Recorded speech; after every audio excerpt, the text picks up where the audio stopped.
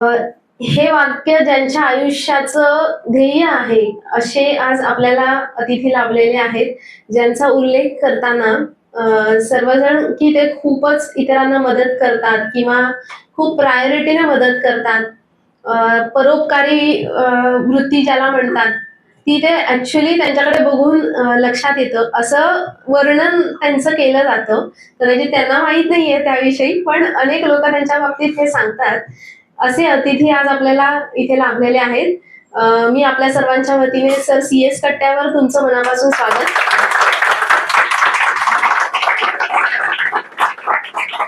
आज आपण इथे सरांशी गप्पा मारताना त्यांचं आयुष्य कसं होतं आणि ते पुढे काय ध्येय ठेवून आता वाटचाल करतायत याबाबत समजून घेणार आहोत.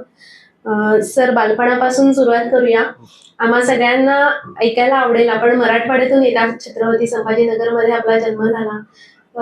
तर कसं होतं आपलं बालपण? आणि दुसरं, जनरली मुलांच्या संगोपनामध्ये आईचा जास्त वाटा असतो.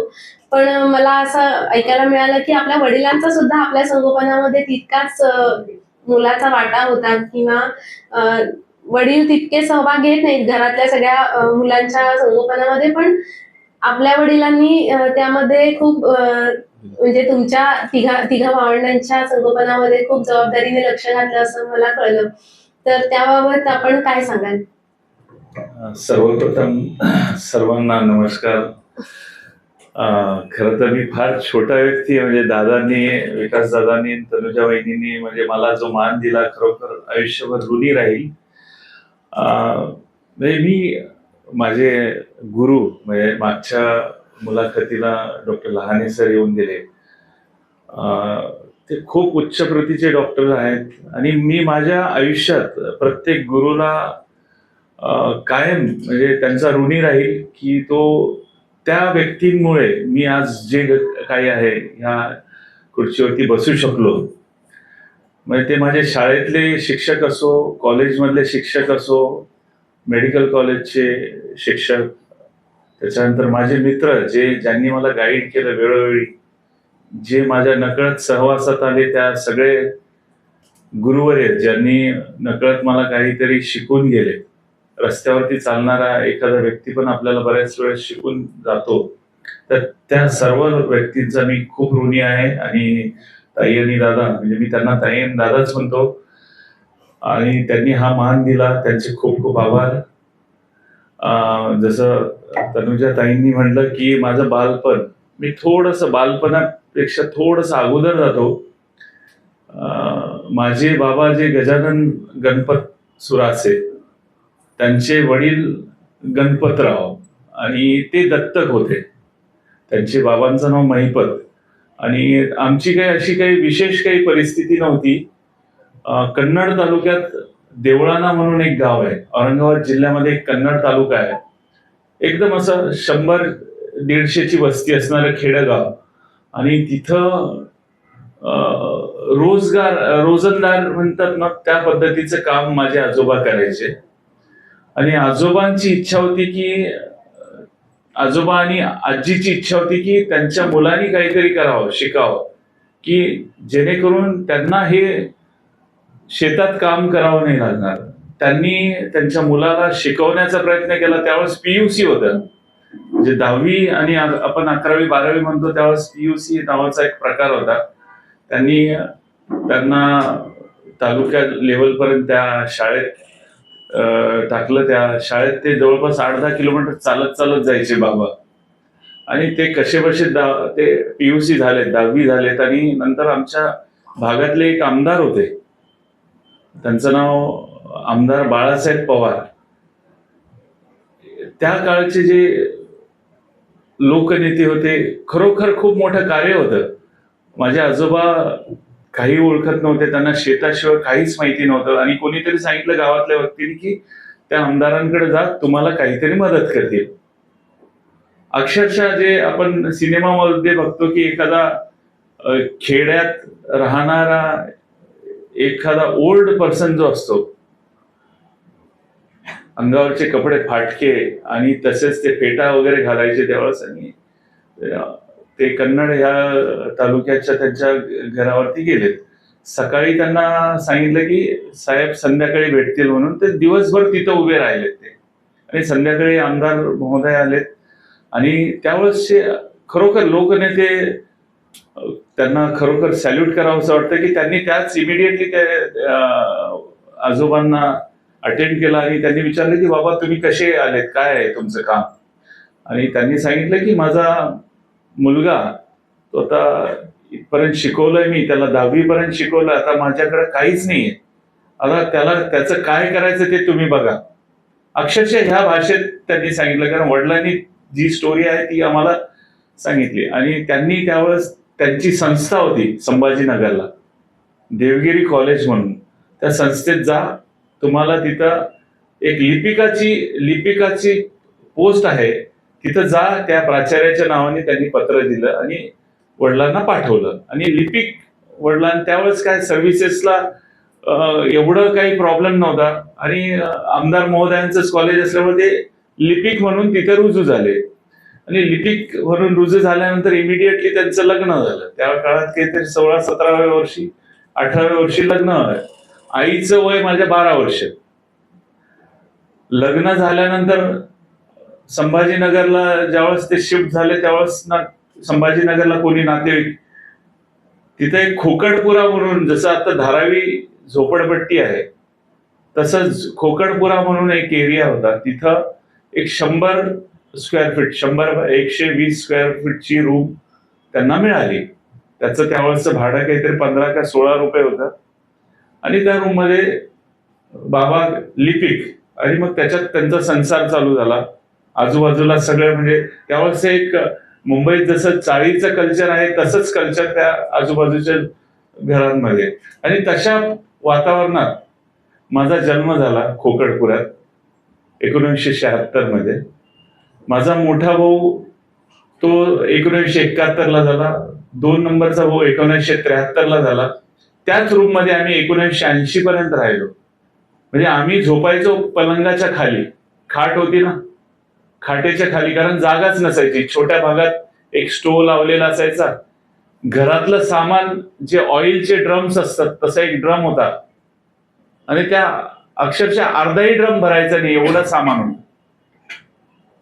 आणि अशा संसारात जवळपास 1980 पर्यंत आम्ही तिथं राहिलो. नंतर बाबांनी बाबा देवगिरी कॉलेजला लिपिक होते, त्याच्यानंतर त्यांनी शिकत राहिले. त्यांनी बीकॉम केलं, एमकॉम केलं, त्याच्यानंतर एमकॉम झाल्यानंतर एमफिल केलं. एमफिल झाल्यानंतर तिथं कालांतराने तिथं लेक्चररची पोस्ट निघाली, ते लेक्चरर म्हणून जॉईन झाले. आणि त्याच वेळेस बाबा कॉमर्सचे विद्यार्थी असल्यामुळे त्यांचा काही असे सेम थिंकिंगच्या लोकांबरोबर, त्यांचे जे प्रोफेसर होते त्यांच्याबरोबर त्यांचा संपर्क आला. आणि त्यांनी थोडंसं बिझनेसच्या दृष्टीने की पुढे आपण अशी जागा घेऊ, आणि त्याच्यात त्यांनी बँकेचं लोन घेतलं. त्यावेळेस 200 रुपयाचं लोन घेतलं. आणि औरंगाबादमध्ये संभाजीनगरमध्ये सगळ्यात स्वस्त जागा कुठे मिळते गावात? स्मशानाच्या पलीकडे स्मशानभूमी असते, स्मशानाच्या अलीकडे थोडं बऱ्यापैकी रेट्स, आणि सगळ्यात लोएस्ट रेट म्हणजे स्मशानाच्या पलीकडची जागा. ती जागा त्या 3-4 मित्रांनी घेतली आणि तिथं आम्ही आमचं घर बांधलं. 1982 आम्ही त्या छोट्याशा घरात 1 BHK मध्ये शिफ्ट झालो तिथं. आणि नंतर माझ्या जन्मानंतर माझी आई जी होती तिला एक असाध्य असा सायकॅट्रिक इलनेस झाला. त्याला सिझोफ्रेनिया म्हणतात. सिझोफ्रेनिया म्हणजे माणूस नॉर्मल होऊच शकत नाही त्याच्यात. मेंटली त्यांच्या मूड्सवरती कंट्रोल राहत नाही, व्हायलंट होतात. आणि तशा परिस्थितीत माझं बालपण जे काढलं ते माझ्या बाबांनी. मोठ्या भाऊ, मधला भाऊ हे सर्व आम्ही एकत्रित राहायचो. आणि आई म्हणजे थोडक्यात सायकॅट्रिक पेशंट असल्यामुळे आमच्याकडे येणारे लोक कमी होते, कारण त्यांना असं वाटायचं की घरी आलं तर त्यांनाच काम करावं लागेल. अशा परिस्थितीत माझं बालपण म्हणजे केवळ बाबांच्यामुळे. आणि त्यावेळेस बाबांना अशा ऍडवाइस देणारे असे भरपूर होते की अरे तुम्ही दुसरं लग्न करा. आणि तो काळ असा होता की थोडासा थिंकिंग जी होती ती लोकांची मागासलेली थिंकिंग होती. आणि बाबांनी तरी ते काय म्हणायचे, म्हणजे मलाही लहानपणीचे त्यांचे शब्द आठवतात की ती लक्ष्मी आहे, त्या लक्ष्मीमुळे मला नोकरी लागली, हे 3 मुलं झालेत आणि हे 3 मुलं असे होतील. म्हणजे आज ज्यावेळेस ताईंनी बाबांचं नाव काढलं, कारण मला बाबांशी एवढा अटॅच आहे की मला खरोखर माझा कंट्रोल नाही झालं. ते व्यक्ती नसले असते तर आम्ही घडलो नसतो. त्या व्यक्तीने आम्हाला शिक्षणासाठी काहीही कमी पडून दिलं नाही. त्या व्यक्तीने आम्हाला इंडिपेंडंट बनवलं. घरातलं जेवण, म्हणजे बाबा कॉलेजला जायचे आणि येईपर्यंत आम्ही वाट पाहायचो की बाबा केव्हा येतील, जेवण केव्हा बनवायचं. बाबा कॉलेजमधून 3 वाजता यायचे दुपारी आणि मग जेवण बनवायचे. आई, कारण आईचं साऊंड स्टेट मध्ये नव्हती आणि मग बऱ्याच वेळेस तिला बांधून ठेवावं लागायचं. त्यावेळेस ट्रीटमेंट नव्हत्या, ऍडव्हान्स ट्रीटमेंट नव्हत्या. 78-80s मध्ये औरंगाबादमध्ये सायकॅट्रिस्ट नव्हते. 83-84 मध्ये कुठे सायकॅट्रिस्ट आल्यानंतर मग ECT शॉक द्यायची ट्रीटमेंट, आणि मग शॉक दिल्यानंतर जे प्रकार होतात तशा परिस्थितीत आमचं म्हणजे बाबांनी खूप काही हे केलं. आणि नंतर मग मोठा भाऊ माझा MBBS ला लागला. म्हणजे सगळे आम्ही तिघही गव्हर्नमेंट मेडिकल कॉलेजमधून MBBS MD झालो. कुठेही काही डोनेशन नाही दिलं. मोठा भाऊ महाराष्ट्रात 3रा होता, दुसरा भाऊ माझा महाराष्ट्रात 10th होता, मी जवळपास 12वा रँकर होतो महाराष्ट्रात. माझ्या यशाचं आणि माझ्या सगळ्याचं श्रेय माझे बाबा आणि आई आणि माझे मोठे बंधू यांनी, म्हणजे आम्हाला डायव्हर्ट व्हायला चान्सच नव्हता. एकीकडे आईला बघायचो, एकीकडे परिस्थिती अशी होती की आम्हाला शिकल्याशिवाय पर्याय नव्हता. तर तुम्हाला सर्वांना तुम्ही खूप फॉर्च्युनेट आहात. आपल्याला अशा काही अडचणी नाही आहेत आणि त्याच्यामुळे तुम्ही अशा परिस्थितीतून आम्ही खेडेगावातून संभाजीनगरला आलो आणि संभाजीनगरमधून 1993ला मी इथं आलो. त्यावेळेस आल्यानंतर मुंबईत इंग्लिश मीडियम मधला नव्हतो मी, व्हर्नॅक्युलर मीडियम. त्यावेळेस आल्यानंतर मुंबईचं कल्चर ब्रिटिश कल्चर होतं. 93s म्हणजे मेडिकल कॉलेजमध्ये थोडंसं इट इज डॉमिनेटेड होतं पारसी आणि थोडंसं ब्रिटिश कल्चर टाईप. त्याच्यामुळे असं लाजरा बुजरा असायचं, जशी ती ताई बसलेली आहे माग बॅक बेंचर, तसा मी लाजरा बुजरा बसायचो, अंग चोरून बसायचो की मला कोणी क्वेश्चन विचारायला नको, मला कोणीतरी बघायला नको. पण ताई, मी तयार झालो. फर्स्ट इयरला खूप कॉम्प्लेक्स आला की मी याच्यात सर्व्हाइव्ह होईल का नाही. मी मध्येच बाबांना फोन करायचो, बाबा जमत नाही. बाबा फार स्ट्रिक्ट मध्ये. ते म्हणायचे की तिथं मरीन ड्राईव्हला जा, अरबी समुद्रात जा आणि तिथं उडी मार, घरी वापस यायचं नाही. इथं आला तर तुला शेती करावं लागेल, चान्सच नाही. मी म्हणायचो बाबा खूप रॅगिंग होती, काही नाही, शिक, तुझे सिनियर मित्र होतील, काय जे सिस्टीम आहे त्याला ऍडजस्ट परिस्थितीला ऍडजस्ट व्हा. मग हळूहळू MBBS झालं, MD झालं. MD झाल्यानंतर मी 2 वर्ष बाहेर होतो परदेशात आणि नंतर मग परत आलो. मग JJला जॉईन केला, तिथं असिस्टंट प्रोफेसर. आज मी प्रोफेसर अँड हेड आहे ट्रान्सफ्युजन मेडिसिन डिपार्टमेंटला. आणि गेल्या 2016 पासून मेडिकल सुपरिटेंडंट म्हणजे मुंबईत सिव्हिल सर्जनची पोस्ट नाही, छोट्या छोट्या जिल्ह्यामध्ये सिव्हिल सर्जनची पोस्ट असते. तर ते सिव्हिल सर्जनचं सगळं मुंबई जिल्ह्याचं जे काम आहे ते त्या पोस्टला करावं लागतं. मी असं म्हणत नाही की मी मोठा आहे, पण ती चेअर जी आहे ती सिव्हिल सर्जनचं काम करतं. की डिसॅबिलिटी सर्टिफिकेट असो किंवा मुंबईत येणारे अति महत्वाचे जे व्यक्ती आहेत, प्राईम मिनिस्टर आहे, प्रेसिडेंट आहेत, Z कॅटेगरीचे जे पण कोणी अति महत्वाचे व्यक्ती आहेत, त्या सर्व लोकांना डॉक्टर्स प्रोव्हाइड करायचं, फूड चेकिंग ऑफिसर्स. मग डिझास्टर झालं, कुठे काही हेल्थ इश्यूज झाले मुंबईमध्ये, तर फर्स्ट कॉलिंग हॉस्पिटल जे आहे ते JJ हॉस्पिटल स्टेटचं. तर अशा हॉस्पिटलचा एकदम सूक्ष्म पार्ट म्हणून मी आहे तिथं. JJनी मला खूप काही दिलं. म्हणजे JJ ही आई बाबांनंतर माझी जर दुसरी मायबाप जर असतील तर माझं ग्रँड मेडिकल कॉलेज आणि JJ हॉस्पिटल, त्या हॉस्पिटलनी मला घडवलंय. म्हणजे दुसरा जर गुरु कोणी असेल तर हॉस्पिटल मधला प्रत्येक व्यक्ती हे माझे गुरु आहेत. अत्यंत प्रतिकूल परिस्थितीमध्ये सरांचं बालपण गेलंय आणि त्याच्यासोबतच त्यांनी शिक्षण घेताना सुद्धा प्रचंड कष्ट घेऊन शिक्षण घेतले. आपण सगळ्यांनी आता त्यांच्याकडून ऐकलं. खरंच सर, आम्ही सर्व आपल्या वडिलांच्या आणि आईच्या चरणी नतमस्तक आहोत. त्यांनी तुमच्यासारखी मुलं घडवली. पुढे जाऊया आपण.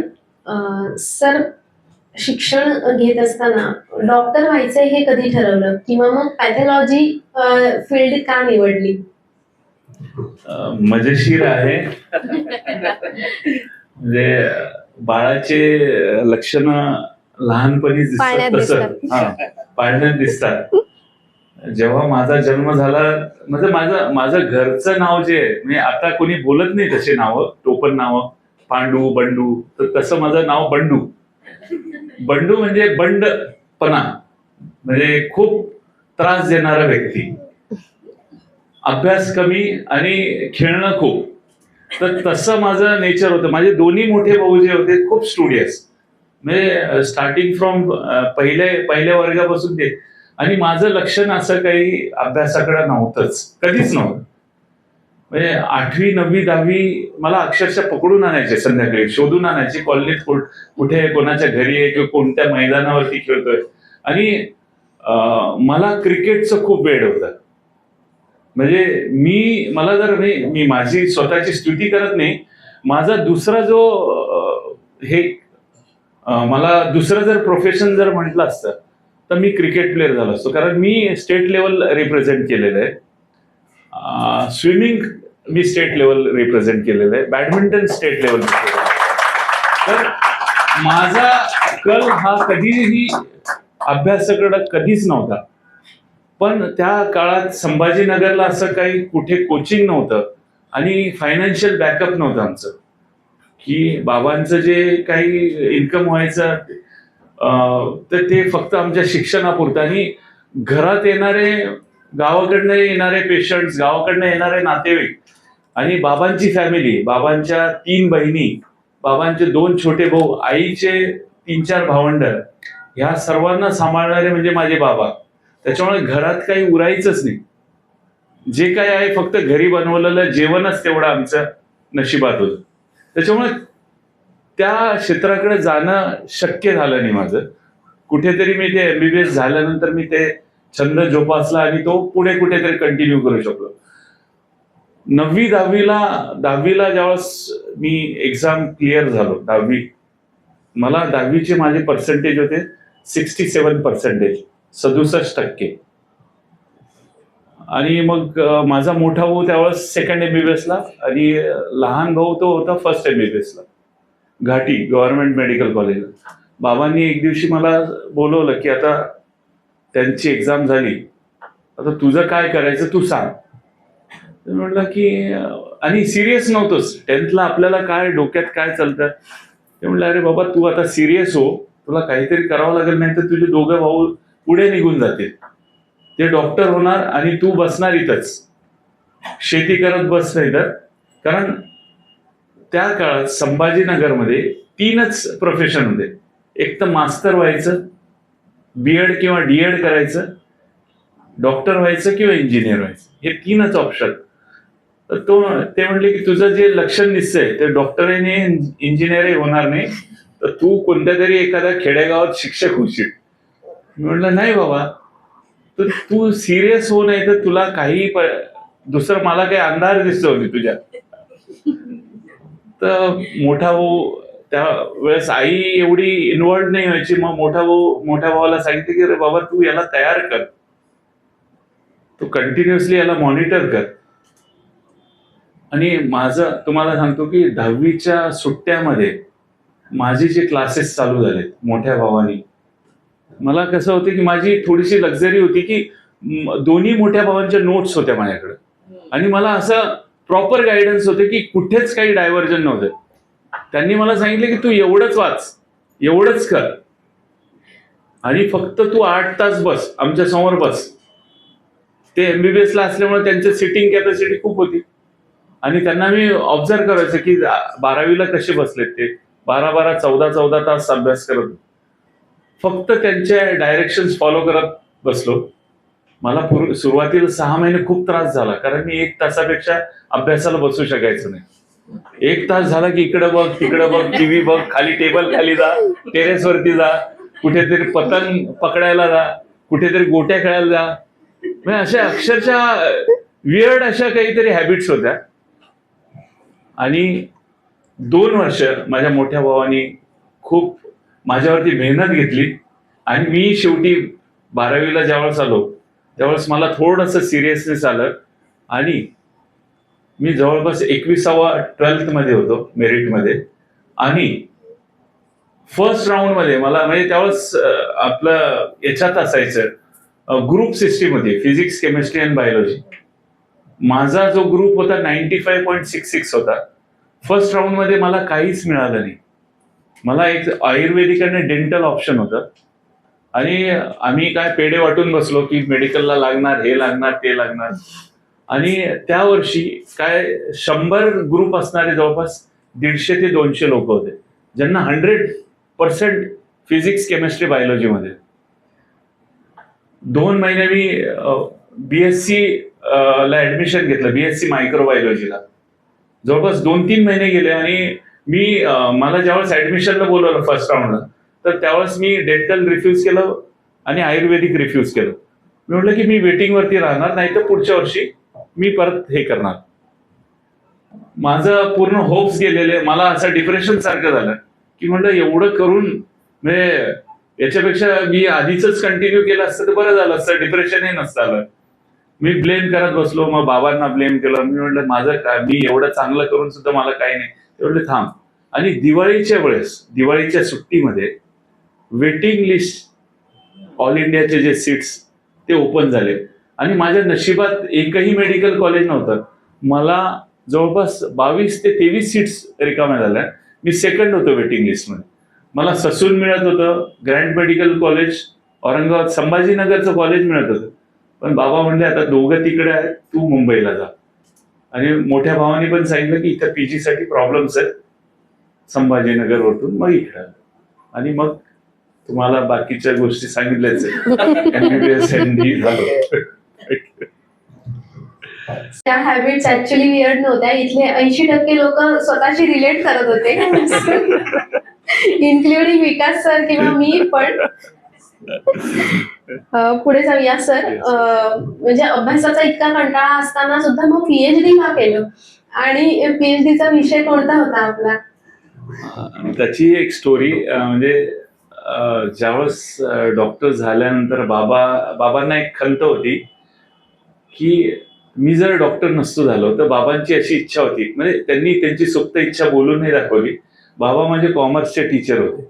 तर त्यांची अशी इच्छा होती की याचं सेकंड करिअर जे आहे तो मेडिकलला नाही लागला तर याला मॅनेजमेंटमध्ये आपण पुढे हे करू. आणि मग माझं ज्यावेळेस एमबीबीएस झालं त्याच्यानंतर प्रश्नचिन्ह होता की पुढे काय करायचं, एमडी कशात करायचं. मग बाबा म्हणले की आपण एक मल्टी स्पेशालिटी हॉस्पिटल ट्रस्ट करू. मोठा भाऊ कार्डिओलॉजिस्ट होता, दुसरा कार्डियक सर्जन होता. वहिनी माझी एक ऑफ्थॅल्मॉलॉजिस्ट होती, एक गायनॅक होती. तर हे करत असताना आपल्याला एक मॅनेजमेंटचा पर्सन लागेल. त्याच्यामुळे तू अशी ब्रांच चूज कर की तू मॅनेजमेंट पण करू शकतो आणि तुझं एमडी पण होईल. तर मग माझ्या एमडी साठी डिसिजन सगळे आई बाबा मोठा भाऊ परत त्या लोकांनीच डिसिजन घेतली की तू एमडी कर.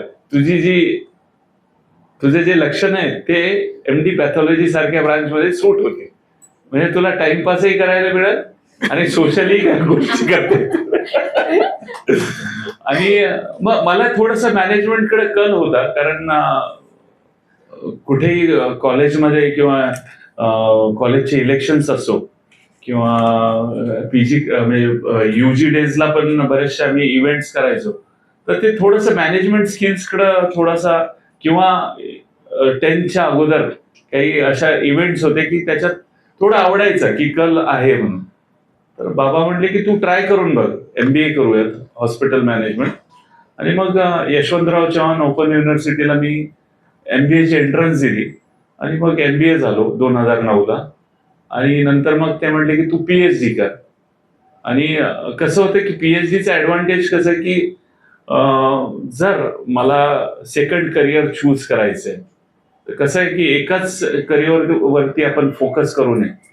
सायमल्टेनियसली जर माझी प्रॅक्टिस किंवा मी सॅटिस्फाईड नसेल गव्हर्नमेंट सर्व्हिसमध्ये तर दुसरं कुठेतरी आपल्याला एक चान्स मिळाला पाहिजे, म्हणून बाबा म्हणले की तू PhD हॉस्पिटल मॅनेजमेंट कर, जेणेकरून तू कॉर्पोरेट हॉस्पिटल किंवा कोणत्या प्रायव्हेट सेटअपमध्ये जाऊ शकतो. तर मग PhD ला जॉईन झालो. 2018ला PhD संपली आणि असा इतिहास आहे. अशा पद्धतीने सरांना डबल डॉक्टर ही पदवी मिळाली. बरं, पुढे जाऊ. सर, तुम्ही 1 वर्ष नागपूरला होता ट्रायबल PHC साठी, तर तिथला अनुभव काय होता? तिथे सुद्धा तुम्ही खूप छान कामगिरी केली असं आम्हाला ऐकायला मिळालं. सर, सुरुवातीला ट्रायबल PHC काय असतं हे पण थोडं एक्सप्लेन केलं तर बरं राहील, कारण माहित नाहीये कोणाला. त्याची एक छोटीशी स्टोरी आहे. म्हणजे ट्रायबल PHC म्हणजे मी रागारागात घेतली. म्हणजे 1998ला MBBS झाल्यानंतर महाराष्ट्र शासनाने एक नियम काढला होता की MD करण्याच्या अगोदर 1 वर्ष तुम्हाला रुरल सर्व्हिस करणं अपेक्षित आहे. आणि मग काय झालं की आमच्या बॅचमध्ये जवळपास 200ची बॅच होती, त्याच्यातले जवळपास 50-60 लोकांनी मुंबईच्या जवळपासच्या PHC टॅप केल्या आणि त्या लोकांनी काहीतरी मॅनिप्युलेशन करून घेतलं आणि आम्हाला देण्यात आली नागपूर डिव्हिजन. म्हणजे मुंबईतला माणूस परत जवळपास जाऊ नये म्हणून ज्यावेळेस सरकारला कळालं तर नागपूर डिव्हिजन दिली. आणि नागपूर डिव्हिजन म्हणजे गोंदिया, भंडारा, गडचिरोली वगैरे ते. त्याच्यात मग सेम सिस्टीम जी मुंबईतल्या विद्यार्थ्यांनी केली ती आम्ही नागपूरमध्ये, की शहराच्या जवळपास कुठे काही मिळतं का, मग त्या सिस्टीममध्ये मी थोडंसं मॅनिप्युलेशन करायचा प्रयत्न केला. पण ते झालं असं उलट की जी रामटेक रुरल हॉस्पिटल होतं ज्याच्यासाठी मी त्या महोदयांना बोललो, ते महोदयांच्या एका रिलेटिव्हला देण्यात आलं. आणि मग मी थोडंसं मलाही राग आला की आता हे मिळतच नाही आपल्याला. तर मी म्हटलं की जे देतील ते. आणि मग मला डेप्युटी डायरेक्टर ऑफिसमध्ये जे कन्सर्न ऑफिसर होते त्यांनी बोलवलं की 2 प्रकार आहेत. एक, तुम्हाला तुमच्या मर्जीप्रमाणे पाहिजे असेल दुसरी, तर तुम्हाला हे कंडिशन आहे, आणि तुम्हाला ही कंडिशन करायची नाही तर मग तुम्ही तयार आहात. मी म्हटलं मी तयार आहे.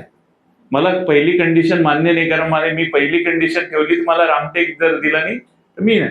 मग त्यांनी रागा मला गडचिरोलीला पाठवलं. गडचिरोलीला पण तेच सिस्टीम, 1 नंबर आणि 2 नंबर. मी म्हटलं मला कोणतीही सिस्टीम नाही, मला जे द्यायचं ते द्या. त्या लोकांना काही मिळालं नाही म्हणून मला नक्षलाईट PHC दिली, मुरुमगाव PHC. म्हणजे मी जाण्याच्या 3 दिवस अगोदर तिथं एक SRPF ची गाडी ते ग्रेनेडनी उडवले. जवळपास 11-12 लोक त्या ग्रेनेडच्या ब्लास्टमध्ये गेले आणि मला काहीच माहित नाही. तिथं आनंद निरगुडे म्हणून माझ्या मित्राचे बंधू, ते ह्या सगळ्या प्रोसेसमध्ये माझ्या बरोबर. आणि आनंदरावांना मी मुरुमगावपर्यंत घेऊन गेलो. आनंदनी मला काहीच सांगितलं नाही, कारण त्यांना असं वाटत होतं की मी घाबरून जाईल इथं. आणि ते बरं झालं की मला त्यांनी सांगितलं नाही की ट्रायबल झोनचे प्रॉब्लेम्स काय असतात. ते म्हणले दादा खूप छान आहे, डोंट वरी, सगळं काही छान आहे. ज्या दिवशी गेलो PHC ला जॉईन व्हायला, एकच बस जाणारी गडचिरोलीवरून सकाळी 8 वाजता ती बस असायची आणि दुपारी 3 वाजता ती बस निघायची. त्या गावात जायला दुसरा पर्यायच नाही. बाय रोड जायचं तर एवढं डेन्स फॉरेस्ट होतं की तिथं तुम्ही मध्ये 150 किलोमीटर दूर, गडचिरोली पासून 150 किलोमीटर, तिथं तुम्ही जाऊच शकत नाही. अस्वलं, बाकीचे जंगली प्राणी आणि स्नेक्स सगळे, आणि फ्लाइंग स्नेक्स होते तिथं. हे सगळ्या गोष्टी मला आनंदरावांनी सांगितल्याच नाही. ते म्हणले दादा खूप छान PHC आहे.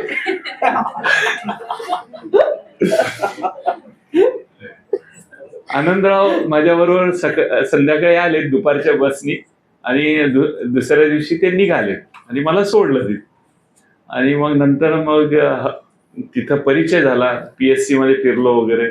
मग एक अशा घटना कळायला लागल्यावरती आनंदरावांना कॉन्टॅक्ट करायचा कसा, कारण तिथं फोनही चालत नव्हते काही. मोबाईल नेटवर्क नाही, तिथं वायरलेस सिस्टीम शिवाय पर्याय नाही. आणि नंतर कळालं की मी ज्या गावात आहे तिथं 4 दिवसावरी प्रकार झाला आणि अर्ध्यापेक्षा गाव नक्षलाईट आहे. अरे बापरे, म्हटलं आता काय करायचं. म्हणजे माझी 2-3 दिवसात पॅकिंग करून निघायची तयारी ठेवलेली की आता पीजी राहिली बाजूला, आपण इथं राहू का नाही ते माहित नाही म्हणलं. आणि एक जण सांगायला लागला, तुम्ही तुमच्या क्वार्टर मध्ये जाताना काठी घेऊन जा, बॅटरी घेऊन जा, साप निघल, विंचू निघल. म्हणजे एक असे धक्के पोहोचत होते. पण समहाऊ मला एक फॉरेस्ट ऑफिसर मिळाला, प्रोबेशनर होते फॉरेस्ट ऑफिसर, आणि माझ्या एक्झॅक्ट पीएससीच्या समोर एक पोलीस कॅम्प होता. मग तिथं युजली जे गव्हर्नमेंटच्या सर्व्हिसेस मध्ये, फॉरेस्ट किंवा पोलिसांच्या सर्व्हिसेस मध्ये प्रोबेशनर जे नवीन जॉईनिंग असतात ते त्यांना तिथं सर्व्हिसेस दिल्या जातात. तर नागपूरचे बरेचसे नवीन यंग ऑफिसर होते आणि समहाऊ मला खूप आवडलं ते. आणि नंतर मी जवळपास 8 दिवसानंतर आम्ही कॅम्प्स चालू केले ट्रायबल झोन मध्ये, स्कूल हेल्थ चालू केलं, आश्रमशाळा व्हिजिट करायचो, कारण मला दुसरं काहीच पर्याय नव्हता ना. मला फिरायचं, ना टीव्ही चालत होती ना रेडिओ चालत होता, तिथं लाईट नसायची, जनरेटर फक्त ऑपरेशन पुरतं आपलं जनरेटर बॅकअप होतं. संध्याकाळच्या वेळेस अक्षरशः चिमणी म्हणतात ना तशा पद्धतीने. म्हणजे काही गावामध्ये आणखी परिस्थिती एवढी खराब आहे की मग ते हळूहळू रिअलाइज व्हायला लागलं की आपण किती लक्झरी आहे आपल्याकडे. आणि मी जवळपास 8 महिने तिथं होतो. 8 महिने प्रामाणिकपणे, म्हणजे त्या पेशंटला आम्ही रेफरच करू शकायचं नाही. स्नेक बाईट, भयानक स्नेक बाईट बघितले मी. आणि तिथं जो प्रकार बघितला स्नेक बाईट, म्हणजे ते कोबरा वगैरे ते घेऊन यायचे पिशवीत बांधून, ह्यो चावला. आणि अरे बापरे, ह्यो चावला.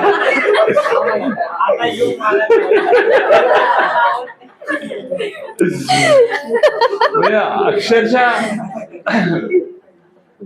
ते बघून ना म्हणजे इतके शॉक बसायचे, एक दररोजच शॉक होती.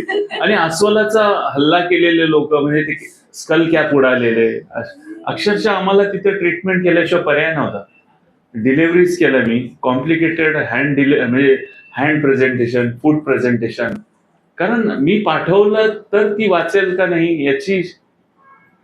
मग मी काय केलं, मी 8 दिवस जाऊन नागपूरला गेलो की मी म्हटलं मला थोडंसं तरी व्यवस्थित शिकवा. पीएम करावं लागायचे पोस्ट पीएससी ला, तिथं ब्लास्ट व्हायचे, रेग्युलरली ब्लास्ट व्हायचे, त्यांचे पीएम करा. स्कूल हेल्थ मध्ये बऱ्याचशा डेथ व्हायच्या आदिवासी मुलांचे, त्यांचे, कारण हे असेंब्ली क्वेश्चन्स होते, त्याच्यामुळे त्यांचे पेपर वर्क करायला आम्हाला सगळ्या गोष्टी तिथंच करणं भाग होतं. तर खूप चांगला एक्सपिरियन्स आहे. महाराष्ट्रात असे काही गावं आहेत की जिथं लोक जाऊ शकत नाही, अशा गावांमध्ये म्हणजे ट्रायबल झोन आहेत की तिथं त्यांची लक्झरी म्हणजे अंगावरचं एक फक्त शर्ट, त्यांना 2 टाइम व्यवस्थित जेवायला मिळतं, ती लक्झरी आहे. शेल्टर पण नसतात. पावसाळ्यात एवढा हेवी पाऊस असतो तिथं की कितीही करा ते पाणी गळणारच त्यांच्या घरात. तर एक मी एन्जॉय केलं तिथं, म्हणजे हेल्थ फॅसिलिटी जेवढं पॉसिबल होतं मी तेवढं ट्रेन होऊन, फोन करून किंवा तालुका प्लेसला जाऊन आम्ही शिकून आलो बरेचसे. लकीली माझ्या RH जे होतं धानोरा तालुक्यात, तिथे एक चांगला सर्जन होता, त्यांच्याकडनं आम्ही बऱ्याचशा गोष्टी, भाई तू कुछ तो बता की ह्या गोष्टी आल्यावरती काय करायला पाहिजे, आणि तेवढ्या गोष्टी इम्प्लिमेंट केल्या. अनफॉर्च्युनेटली आमची इथे एक ट्रायबल झोन जिथं स्कूल हेल्थ मध्ये काही डेथ झाल्यात, ते माल नरिश्ड मुलं होते आणि त्याच्यामुळे खूप मोठा इश्यू झाला. आणि त्या याच्यात आम्हाला सगळ्यांना मग त्यांनी तिथं थ्रेट आहे म्हणून, नक्षलाईट थ्रेट आहे म्हणून नागपूरला आम्हाला पाठवलं. पण मी जो 8 महिने तिथं काम केलं, तिथं खूप भयानक स्कोप आहे. म्हणजे आनंद बंग साहेबांचं किंवा आमटे साहेबांचं जे कार्य आहे, त्यांनी ज्या परिस्थितीत काम केलं, म्हणजे आम्हाला थोडी तरी लक्झरी होती की तिथं ऍटलिस्ट पीएससी बांधलेल्या तरी होत्या. त्यांनी ज्या कंडिशन्स मध्ये तिथं सेवा दिलेली आहे, त्यांना सगळ्यांना खरंच म्हणजे किती हजार सलाम केले तरी कमी आहे की त्या लोकांनी, त्या आदिवासी लोकांच्या हृदयात उतरले. खरोखर प्रत्येकाला ज्यांना ज्यांना अपॉर्च्युनिटी मिळते त्यांनी थोडंसं तरी काहीतरी योगदान द्या. जाऊन या कशी परिस्थिती आहे, आणि आपल्याला जे फ्रस्ट्रेशन डिप्रेशन आहे तुम्हाला नक्कीच त्याच्यातून तुम्ही बाहेर येणार की आपल्याला किती लक्झरी. जर आपला वैद्यकीय शिक्षणामधला शिक्षण घेतानाचा एखादा अनुभव किंवा एखादा अविस्मरणीय प्रसंग आम्हाला ऐकायला आवडेल.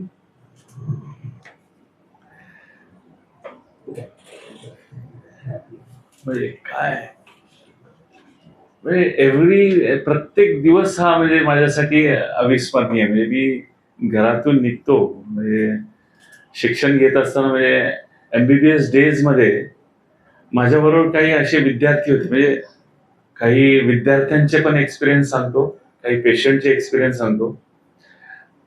माझ्याबरोबर एक नांदेडचे राजेश कोमवाड म्हणून माझा बॅचमेट होता. हॉस्टेलला असताना आपल्याला असं वाटतं की सगळ्यांची परिस्थिती खूप चांगली असती. तो व्यक्ती म्हणजे त्याचे आजोबा काहीतरी त्याला 300 रुपये मनी ऑर्डर करायचे त्यावेळेस, आणि तो व्यक्ती आम्हाला जेवताना दिसायचाच नाही. तो सकाळी नाश्ता करायचा, तो पण सिंगल वडापाव खायचा, आणि त्याच्यानंतर तो दिसायचाच नाही. आम्ही विचार करायचो राजेश जातो कुठे, किंवा तो एकटाच म्हणजे कुठेतरी त्यांनी जॉईन केलंय का, कुठे मेस लावली आहे का वगैरे.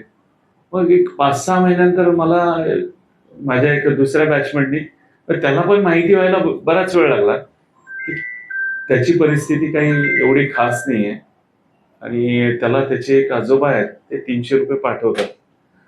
तर मग नंतर आम्ही सर्व लोकांनी, मग मी पण बाबांना घरी फोन केला की मला एक 100-200 रुपये एक्स्ट्रा पाठवा तुम्ही. माझ्याबरोबर एक बॅचमेट आहे, त्याला आम्ही थोडंसं कॉन्ट्रीब्युट करतो, कारण त्याच्या खाण्याचे पण प्रॉब्लेम्स आहे. तो आला इथपर्यंत तीच फार मोठी गोष्ट आहे.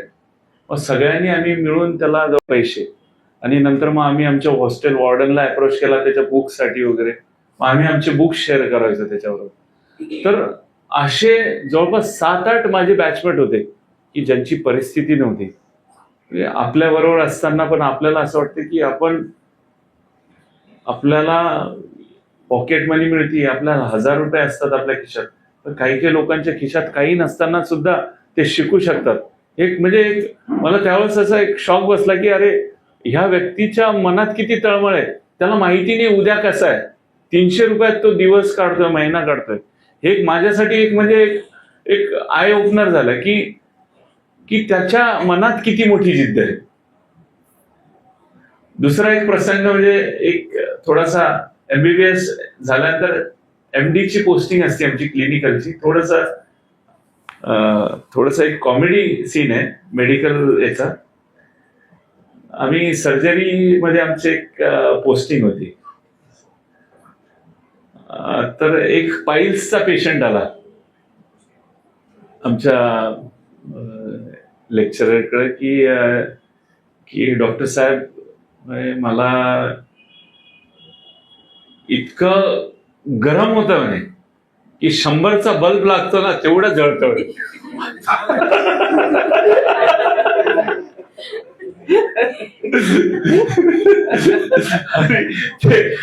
तो जो लेक्चरर होता तो होता नॉर्थ साइडचा, त्याला काही कळालं नाही. तो लाईट बंद करू ना. बरं, हे दोन्ही कॉन्व्हर्सेशन आम्ही 7-8 MBBS चे विद्यार्थी ऐकतोय. अरे म्हणलंय सरांना काही कनेक्ट होत नाही म्हणलंय. तो त्याचे कंप्लेंट सांगतोय आणि सर म्हणतात लाईट बंद कर. मग सरांना कोणीतरी आमचं आम्ही त्यातल्या त्यात बोल्ड नव्हतो, पण आम्ही एका बॅचमेटला सांगितलं तो थोडासा मस्करी करणार आहे. बोला सरांना जरा सांग त्याचे कंप्लेंटचे त्याला एवढा त्रास होतो की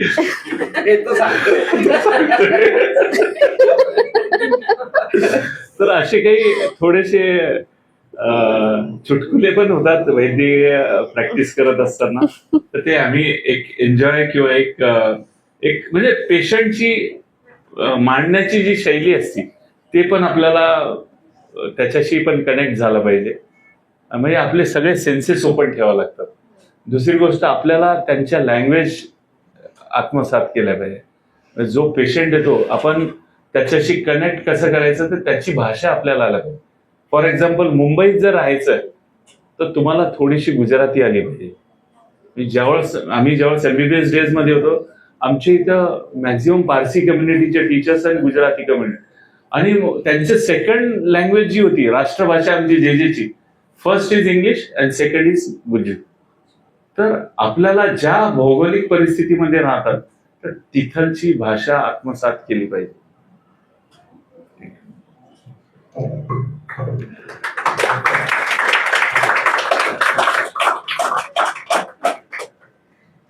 सर, जे सारख्या ऐतिहासिक आणि मोठ्या रुग्णालयामध्ये आपण आता MS आहात, तर तिथे काम करत असताना काय आव्हानं येतात? मी ज्यावेळेस 2016 मध्ये MS चा चार्ज घेतला, मेडिकल सुपरिटेंडंटचा, म्हणजे माझं वय जवळपास 36 होतं. आणि हे युजली जे मेडिकल सुपरिटेंडंट आरोग्य विभागाकडे पोस्ट होती 2011 पर्यंत. आणि ह्या पोस्टला जे एलिजिबल असतात त्यांचं डेसिग्नेशन होतं जॉईंट डायरेक्टर. म्हणजे जॉईंट डायरेक्टर म्हणजे DHO, डेप्युटी डायरेक्टर, आणि डायरेक्टरच्या अगोदरचं एक जे प्रमोशन असतं ते जॉईंट डायरेक्टर. मेडिकल सुपरिटेंडंट जे hospital is equivalent to joint director health services. आणि हे मला म्हणजे सेम की मला काहीच माहिती नव्हतं. लहाने सरांनी मला बोलवलं असंच 2016 मध्ये. माननीय मुख्यमंत्री महोदयांचे आम्ही जवळपास 2013 पासून आपले कॅम्प करत होतो. आम्ही जवळपास 25 एक कॅम्प महाआरोग्य शिबिर केलेत. आणि मग त्या महाआरोग्य शिबिराच्या जेजेच्या टीम मध्ये आम्ही 5-6 लोक म्हणजे कायम कोऑर्डिनेटर म्हणून काम केलं की ब्लड टेस्टिंग असो किंवा तिथलच्या फॅसिलिटीज कशा असणार, ऑपरेशन्स कुठे करायचे, काय करायचे. मग या संभाषणामुळे मी डॉक्टर लहाने साहेबांच्या थोडंसं क्लोज झालो आणि माझ्या थोड्याशा स्किल्स त्यांना त्यांना आवडल्या असतील की सोशली कनेक्ट होतं. आणि त्यांनी एक दिवशी मला बोलवलं 2016 आय थिंक एक 6 जूनला माझे एक मित्र आहेत डॉक्टर मधुकर गायकवाड म्हणून. त्यांचा वाढदिवस होता म्हणून त्यांनी आम्हाला भायखळ्याला एका खानावळीत जेवायला घेऊन गेलेत. आणि संध्याकाळचा वेळ 10:30ची वेळ लहाने सरांचा फोन आला 6 जून 2016 की कुठे आहेस. आणि सरांचं फक्त 2च सेंटेन्स असेल, कुठे आहेस. म्हटलं सर थोडं मधुकर गायकवाड यांचे जेवण उद्या सकाळी 8 वाजता येईल. त्यापूर्वी मला थोडीशी शंका होती की काहीतरी मला हे व्यक्ती आता जबाबदारी देणार. तर मी माझ्या डोक्यात की आता ह्या व्यक्तींनी का बोलवलं मला. रात्रभर झोपणे. मी बाबांना फोन केला, वाईफला सांगितलं की बाबांना सांगितलं की मला काहीतरी जबाबदारी देतील ते, आणि तुमचं काय म्हणणं आहे. बाबा म्हणले की घ्यायची, बिंदास घ्यायची. आता हे तुमचं वय आहे, आता तुम्ही उतरलं पाहिजे, तुमची आयडेंटिटी निर्माण केली पाहिजे. वाईफला विचारलं की मला काही मोठी जबाबदारी दिली तर तुझी परमिशन लागेल. कारण सरांचे जे कामं होते की ते सर स्वतःच 16-18 तास काम करतात आणि त्यांनी जी जबाबदारी दिली तर ते एक्सपेक्ट करणार की मी तेवढंच हार्डवर्क करायला पाहिजे. तर मी म्हटलं की तू विचार कर, मला सकाळी 8 वाजेपर्यंत तुझं उत्तर पाहिजे. सकाळी सरांकडे जायचंय, कारण शेवटी तुला माझ्याबरोबर राहायचंय, मला तुझ्याबरोबर राहायचंय. तुझी परवानगी आणि आई बाबांची परवानगी नसेल तर मी काहीच करू शकणार. वाईफ पण म्हटली की ठीक आहे, तुम्ही घ्या, ऍक्सेप्ट करा, आत्ताच तुमची आयडेंटिटी होईल. गेलो सकाळी, जे डोक्यात विचार होतात तेच झालं. सर म्हणले की जा तिथं मेडिकल सुपरिटेंडंटच्या चेअरवर, असंच फक्त एकच आहे, आलास जा त्या सुपरिटेंडंटच्या चेअरवरती जाऊन बस. म्हणलं सर म्हणजे माझ्यासाठी तो शॉकच होता. सर कसं काय करू, कसं काय करू. मी म्हटलं सर तिथं मी सुपरिटेंडंट म्हणजे माझे जे गुरु लोक आहेत त्यांच्यावरती मला ऍडमिनिस्ट्रेशन करायचंय. मला ज्यांनी MBBS ला शिकवलंय, MD ला शिकवलंय, त्या लोकांवरती मी कसं काय वचक ठेवणार. तुला म्हटलं ना जा, बाकीचं मी बघून घेईन. गेलो, माझ्या डोक्यात एवढे भयानक विचार. म्हणजे ज्यावेळेस प्रत्यक्षात जबाबदारी पडती ना त्यावेळेस तुमचं थिंकिंग जे असतं ते एकदम हाय इंटेन्सिटीमध्ये. गेलो, विचार करत करत त्या सुपरिटेंडंट केबिन मध्ये गेलो. अक्षरशः पहिल्या दिवशी मी तुम्हाला सांगू का मी कसा बसलेलो, असा. मला पूर्णपणे बसायची पण हिंमत होईना की बसू का नको. म्हणजे जी बॉडी लँग्वेज वरतून आपली जी थिंकिंग होती ना, हळूहळू सरांनी बरंच सांभाळलं आणि मी एक डोक्यात ठेवलेलं की काम करायचं आहे आपल्याला. जे जॉब दिला त्याच्यात 100% उतरायचं.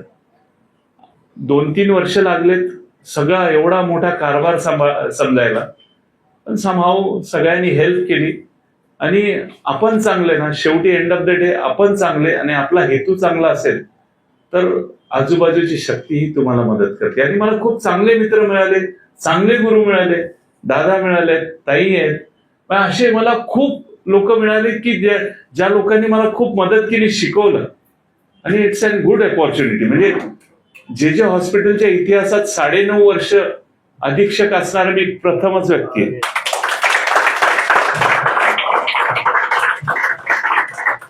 तर मी मोठेपणा सांगत नाही, पण मला जी अपॉर्च्युनिटी दिली, मी माझ्या हॉस्पिटलसाठी आणि कॉलेजसाठी पूर्णपणे उतरायचा प्रयत्न केला. कुठेही माझ्या डोक्यात असं नव्हतं की आपण, ज्यावेळेस मी UG डेज किंवा MD करत असताना मला असं वाटायचं की अरे आपण ही सिस्टीम आपण का सुधारू शकत नाही. पण प्रत्यक्षात ज्यावेळेस सिस्टीम मध्ये उतरलो त्यावेळेस कळालं की लोक किती हेल्पलेस होतात, खूप अडचणी असतात. आणि त्याच्यातून त्यावेळेस आपण जे कन्क्लुजन काढायचं की हे लोक काहीच करत नाही, पण खूप डिफिकल्ट आहे. आणि शिकत गेलो. करायची जर आपल्याला हौस असेल तर केलं.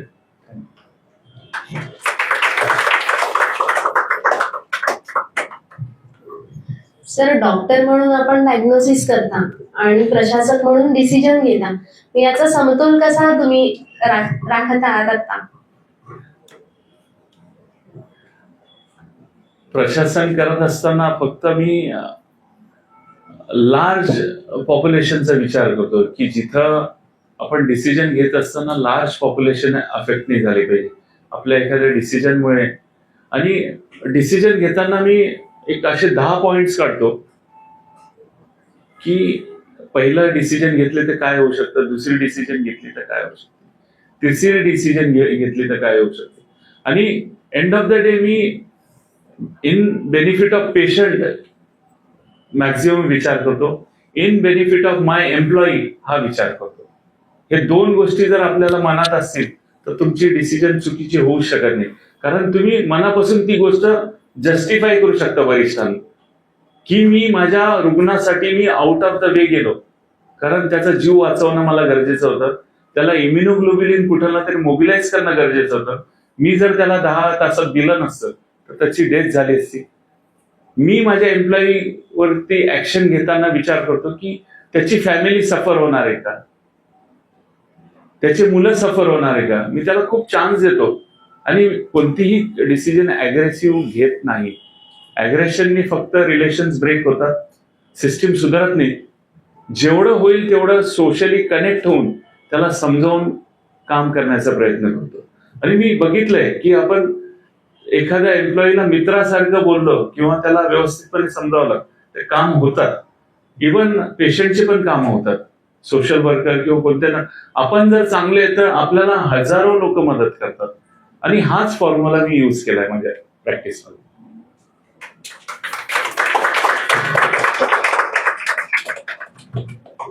सर, आपल्या बोलण्यातून मगाशी आलं की कोणतीही आपत्ती आली किंवा कोणतीही आपत्कालीन परिस्थिती निर्माण झाली तर सगळ्यात पहिलं जे रुग्णालयामध्ये त्याचे पडसाद उमटतात किंवा जे रुग्णालयातून पुढची जी काही स्टेप असेल ती घेतली जाते. कोविड-19च्या कालावधीमध्ये आपला अनुभव कसा होता? मग त्यावेळेला आपण काय काय सुरुवातीला केलं? कोविड-19च्या वेळेस 2020 डिसेंबरमध्ये माझी वाईफ मायक्रोबायोलॉजिस्ट असल्यामुळे तिने मला 9-10 डिसेंबर 2020च्या वेळेस मला कल्पना दिली की असा कोविड-19 हा आजार आलेला आहे. आमचं असं संध्याकाळी जेवताना वगैरे थोडंसं काहीतरी अकॅडमिक डिस्कशन, काहीतरी फालतूच्या गप्पा किंवा कोणत्या नातेवाईकाच्या बाबतीत काहीतरी नवीन. तर तिने मला सांगितले की कोविड-19 आलाय आणि हा थोडा इन्फेक्टेड आहे. मग नंतर हळूहळू ती मला सांगायला लागली 2-4 दिवसानंतर, 10 दिवसानंतर. मग शासनामध्ये त्याची चर्चा चालू नव्हती, पण पेपरमध्ये कुठेतरी येत होते की कोविडच्या केसेस इथं दिसल्या, केरळमध्ये दिसल्या, आग्रामध्ये दिसल्या, दिल्लीमध्ये दिसल्या. ऍक्च्युअल यंत्रणा जी ऍक्टिव्हेट झाली 20 मार्च 2020 ला 20 मार्चला आम्हाला फोन आला आमच्या सचिवांकडनं. त्यांची दुपारी काहीतरी कॅबिनेट बैठक झाली आणि एअरपोर्टला आपल्याला एक हे करायचंय की तपासणी केंद्र उभारायचंय. आता कसं होते की मुंबईत महाराष्ट्र शासनाची कोणत्याही योजना किंवा कोणतेही इम्प्लिमेंटेशन असत तर पहिलं नाव येतं जे हॉस्पिटल. बीएमसी हे शासनाचं हॉस्पिटल समजतच नाही ते. मग इन्स्ट्रक्शन्स अशा आल्या की तुम्हाला रात्रीच्या फ्लाईटला तुमची तपासणीची टीम पाठवायची. बरं, कोणाला काहीही माहिती नाही. 20 मार्च 2020 ला मला जे तत्कालीन अधिष्ठाता होते त्यांनी तो बॉल आलेला तो हळूच माझ्याकडे फेकला. आमचे अधीक्षक बघून घेतील. आता एअरपोर्टला जाऊन तिथं चेक करायचं. Airport means central government authority, international airport त्यांची वेगळी ऑथॉरिटी, डोमेस्टिकची वेगळी ऑथॉरिटी, बीएमसीची यंत्रणा वेगळी ऑथॉरिटी. या सगळ्या ऑथॉरिटींशी कनेक्ट करायचं आणि रात्री 11 वाजता ती फॅसिलिटी तिथे जनरेट झाली पाहिजे. एवढे आदेश मिलिटरीसाठी. 11 वाजता मी स्वतः राहून येणार. सचिवांचे आदेश. काय करायचं म्हणजे अशा गोष्टी दररोज येतात. असे वेगळे वेगळे बॉल येतात की जिथं थोडंसं हार्ट ब्रेक बंद होतं की जिथं मला माहितीच नसतं की काय करायचं. मग थोडा विचार केला, थोडं थांबलो. मग माझी जी वैद्यकीय अधिकाऱ्यांची टीम आहे त्यांच्याशी बोललो. कारण याच्यात मला काहीच माहिती नाही की कसं पुढे हे करायचं. वाईफला फोन केला, काय करावं लागतं.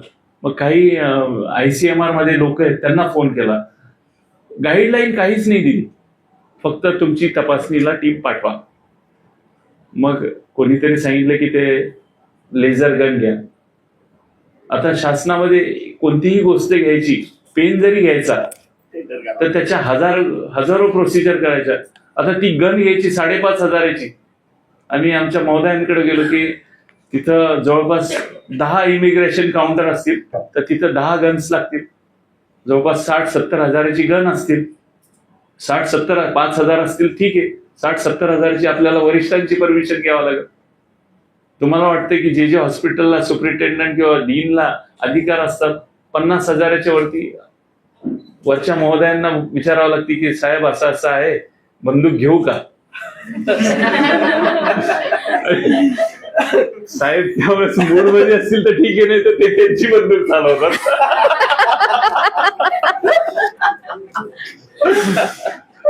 लकीली म्हणजे घाबरत का होईना मग त्यांनी परमिशन दिली. त्यांनी म्हणले नाही 50 हजाराच्या नाही 3च घ्या बंदुका. 3 घ्या ठीक आहे. 3 घेतल्या बंदुका. त्या लेझर गन त्यावेळेस नवीनच म्हणजे होत्या, अवेलेबल होत्या मार्केटमध्ये. पण ते लेझर गन 20 मार्चला आम्ही पहिले 3 गन्स घेतल्या. मास्क ट्रिपल लेअर मास्क आणि कोणीतरी सांगितलं N95 चे वेगळे मास्क आहेत. ड्रग स्टोअरला विचारलं N95 आहेत का. तेवढे आमच्याकडे फक्त 10 मास्क आहेत. बाकीचे सर्जिकल मास्क आहेत आमच्याकडे. Surgical triple layer mask. आता N95 आता वरच्या महोदयाने विचारलं N95 कुठे येतात. परत आला. आता N95 परचेस करायची की महोदयांना फोन. सर 1000 मास्क तर लागतील, पैसे कसे का. म्हणजे ह्या सगळ्या अडचणी हे आमचं 8-9 वाजेपर्यंत महोदयांना फोन करणं, एक वस्तू मोबिलाइज करणं. त्याच्यानंतर आला प्रश्न रात्री 9 वाजताची टीम तयार करायची. आणि मुंबईत कसं आहे की 9 ते 5 मध्ये 5 वाजता सगळे निघून जातात. प्रत्येकाला घरून बोलवलं, त्यांना धमक्या देऊन बोलवलं की तुम्ही या, नाही तर सचिव महोदय तुम्हाला गडचिरोली किंवा नंदुरबारला तिथं पाठवतील. त्याच्यातले आमच्या महोदयांनी जे कॅन्डिडेट तिथं टीम पाठवायची त्याच्यातले 3 नग होते. नग म्हणजे जे कामच करत नाही बिलकुल हॉस्पिटलमध्ये. म्हटलं कसं काय काम करतील आणि ते सचिव महोदय ओरडतील. त्या 3घांना पाठवलं. तिथं गेले आणि जे व्हायचं ते गोंधळ झाला. सचिव महोदय आले, आम्ही एअरपोर्टला पोहोचलो 11-11:30 वाजता. थोडासा गोंधळ झाला. बीएमसी यंत्रणा आणि मग सचिव महोदयांनी मग त्यावेळेस काकानी साहेब होते. काकानी साहेबांना बोलवलं. काकानी साहेब 12:30-1ला एअरपोर्टवरती. मग आम्ही, काकानी साहेब, डॉक्टर भारमल सर, मग कुपर हॉस्पिटलचे डीन, आम्ही 7-8 लोकांनी मिटिंग घेतली. मग त्यांना मी म्हटलं की सर, यंत्रणा कमी पडेल, आपल्याला इमिग्रेशन काउंटर खूप आहेत, बीएमसीनी मदत नाही केली तर आम्ही काहीच करू शकणार नाही. मग सचिव महोदय तिथं बघितल्यावरती, प्रत्यक्षात आपण ऑन साईट गेल्यावरती आपल्याला परिस्थितीचा अंदाज येतो. त्यांना आम्ही जे अगोदर सांगत होतो ते आता ते त्यांना पटलं. मग फटाफटा यंत्रणा चालू झाली. जवळपास 20-25 गन्स मिळाल्या. मग तोपर्यंत सगळ्याच यंत्रणा ऍक्टिव्हेट झाल्या. दुसरा प्रश्न, 23 तारखेला लॉकडाऊन डिक्लेअर झालं. 23 तारखेला जे hospital, non covid hospital, saint George आणि जीटी हॉस्पिटल हे covid setup, saint George ICU, GT hospital exclusively mild केसेससाठी आणि कामा हॉस्पिटल वुमन अँड चाइल्डसाठी. पण हे आम्हाला माहिती, हे तुम्हाला माहिती नाही. जे प्रत्येक येणारा पेशंट जे मध्ये यायचा आणि कोविड नाही म्हणून लगेच व्हिडिओ काढायचा, व्हिडिओ व्हायरल करायचे, जे मध्ये ऍडमिशन रिफ्यूज केलं. आणि हे जवळपास त्या रात्री अशा म्हणजे आमच्या फायर झाल्यात ना, इतक्या भयानक, कॅज्युअल्टीच्या बाहेर मला अक्षरशः 10-15 दिवस बसावं लागलं की पेशंट तुम्ही रिफ्यूज करू नका. एक जरी पेशंट रिफ्यूज केला तर बाजूच्या मतदारसंघातले महोदय लगेच फोन, हमारा पेशंट मर रहा है. आणि त्यावेळेस व्हायरल एवढे करायचे, व्हिडिओ फिरवायचे, जे हॉस्पिटलने रिफ्यूज केला. आणि आता मी कुठे सांगत बसू की हा आमचं कोविड नाही बाबा. मग आम्ही वरच्या महोदयांकडनं परमिशन घेतली की आम्हाला थोडंसं एक ट्रान्झिट वॉर्ड बनवायची परमिशन द्या. म्हणजे transit ward is equal to covid ward, पण त्याला कोविड म्हणायचं नाही, ट्रान्झिट म्हणायचं. मग मी प्रत्येक वॉर्डचे 30-30 बेड्स ट्रान्झिट वॉर्ड केले.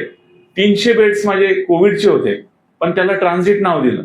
सेंट जॉर्ज, जीटी, कामा, नायरपेक्षा माझ्याकडे सुरुवातीला 300चे 300 पूल असायचे. पहिली डेड बॉडी हात लावायला तयार कोणी नाही. त्याला त्या पीएम रूम पर्यंत घेऊन जायचं, आम्ही स्ट्रेचरवरती घेऊन गेलो. बायकोला माझ्या अस्थमा, जो हाय रिस्क फॅक्टर, तिला सांगायचं नाही की मी आज किती कोविडवाल्यांना भेटलो. माझ्या केबिन मध्ये, अक्षरशः माझ्या केबिन हे टेस्टिंग सेंटर होतं. कित्येक सनदी अधिकारी माझ्या केबिन मध्ये यायचं, नाही मैं उधर नाही जाऊंगा. अरे तुम्ही मला इन्फेक्शन देताय. आणि ते असं वाघासारखं तोंड उघडायचे आणि त्याच्यातून असा तो हे टाकायचा. आणि तो कसं आहे, नॉर्मल माणसाच्या घशात थोडंसं काही गेलं तर ठसका करतो, तो दुनियाभराचा खोकला करायचा. आणि मला तिथं सांगताही नव्हते की सर मेरा केबिन है, तुम्हारा केबिन है, उधर ही कर लेंगे. म्हणजे परमेश्वराची कृपा म्हणावं, मला एकदाही कोविड झाला नाही. बापरे, एकदाही कोविड झाला नाही. मी 3 वर्ष N95 ने साधा मास्क, तो ब्लू मास्क होता, सर्जिकल मास्क, तो पण रेअरली वापरला. सॅनिटायझर एकदाही यूज केलं नाही मी, फार रेअरली यूज केलं. साबणीचं पाणी मी, कारण त्यावेळेस सॅनिटायझरची कमतरता, मास्कची कमतरता, पीपीईची कमतरता, म्हणजे आता सगळ्याच गोष्टी मी इतक्या डिफिकल्ट सिच्युएशन फेस केल्या. हा प्रॉब्लेम इथंच संपत नाही. एम्प्लॉईज येतील कसे? ट्रेन बंद, बसेस बंद. कलेक्टर महोदय त्यावेळेस निवतकर साहेब होते. एक 15 दिवसांनी कलेक्टर ऑफिसला त्यांनी कोविडची मीटिंग लावली. मी म्हटलं सर, एम्प्लॉईज येणार नाही तर हॉस्पिटल कसं चालू? माझ्याकडं जवळपास 5,000चा स्टाफ आहे, त्याच्यातले 3,500-4 हजार लोक माझे सगळे पेरिफेरीला राहतात. म्हणलं मला काहीतरी दुसरा पर्याय द्या, एक स्पेशल ट्रेन करा किंवा मला बसेस द्या. मग कसं बसं त्यांना मी कन्व्हिन्स केलं. जे हॉस्पिटल मुंबईतलं पहिलं हॉस्पिटल होतं की MSRTC आणि बेस्ट, जवळपास 110 बसेस माझ्या हॉस्पिटलसाठी त्यांनी डेडिकेटेड दिला, कंटिन्युअस राऊंड द क्लॉक. आणि जे हॉस्पिटलचं आता कधी तुम्ही आलेत ना, हॉस्पिटलला कधी आले, गोल गार्डन म्हणून एरिया आहे, तिथं जवळपास ऍट अ टाइम 40 ते 50 बसेस उभ्या असायच्या, कंटिन्युअस बसेस.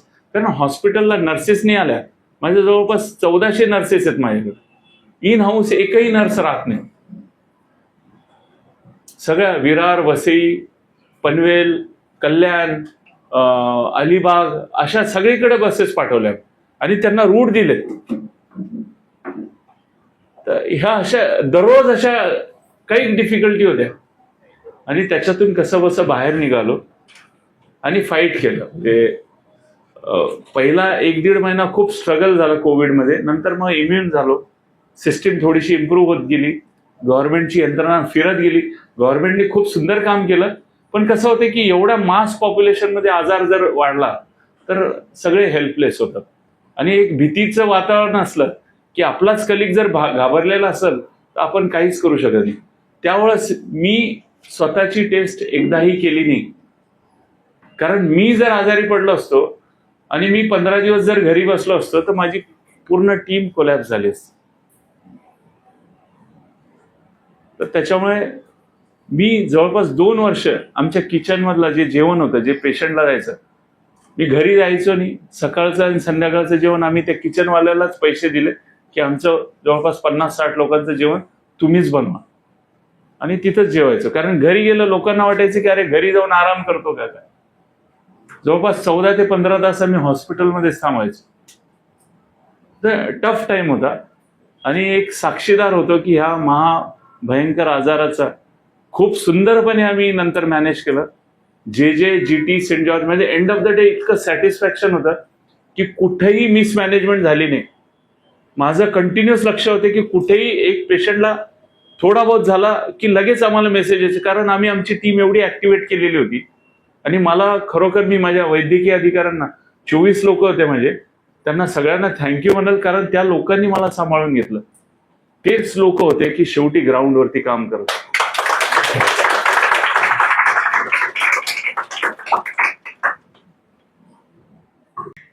खूप जोरदार टाळ्या झाल्या पाहिजे.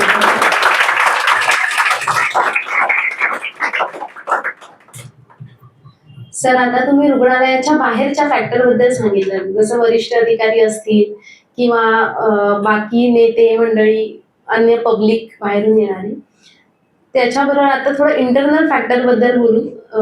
रुग्णालयात काम करणारे डॉक्टर, नर्सिंग स्टाफ किंवा अन्य स्टाफ, त्यानंतर येणारे पेशंट्स, MS म्हणून काम करत असताना या सगळ्यांचा समतोल कसा राखता तुम्ही? मी बेसिकली 1993 पासून JJ मध्ये असल्यामुळे मी JJला मायबाप मानलेले आहे. म्हणजे माझे जे कर्मचारी आहेत ते मी त्यांना रिलेटिव्ह म्हणून कन्सिडर करतो.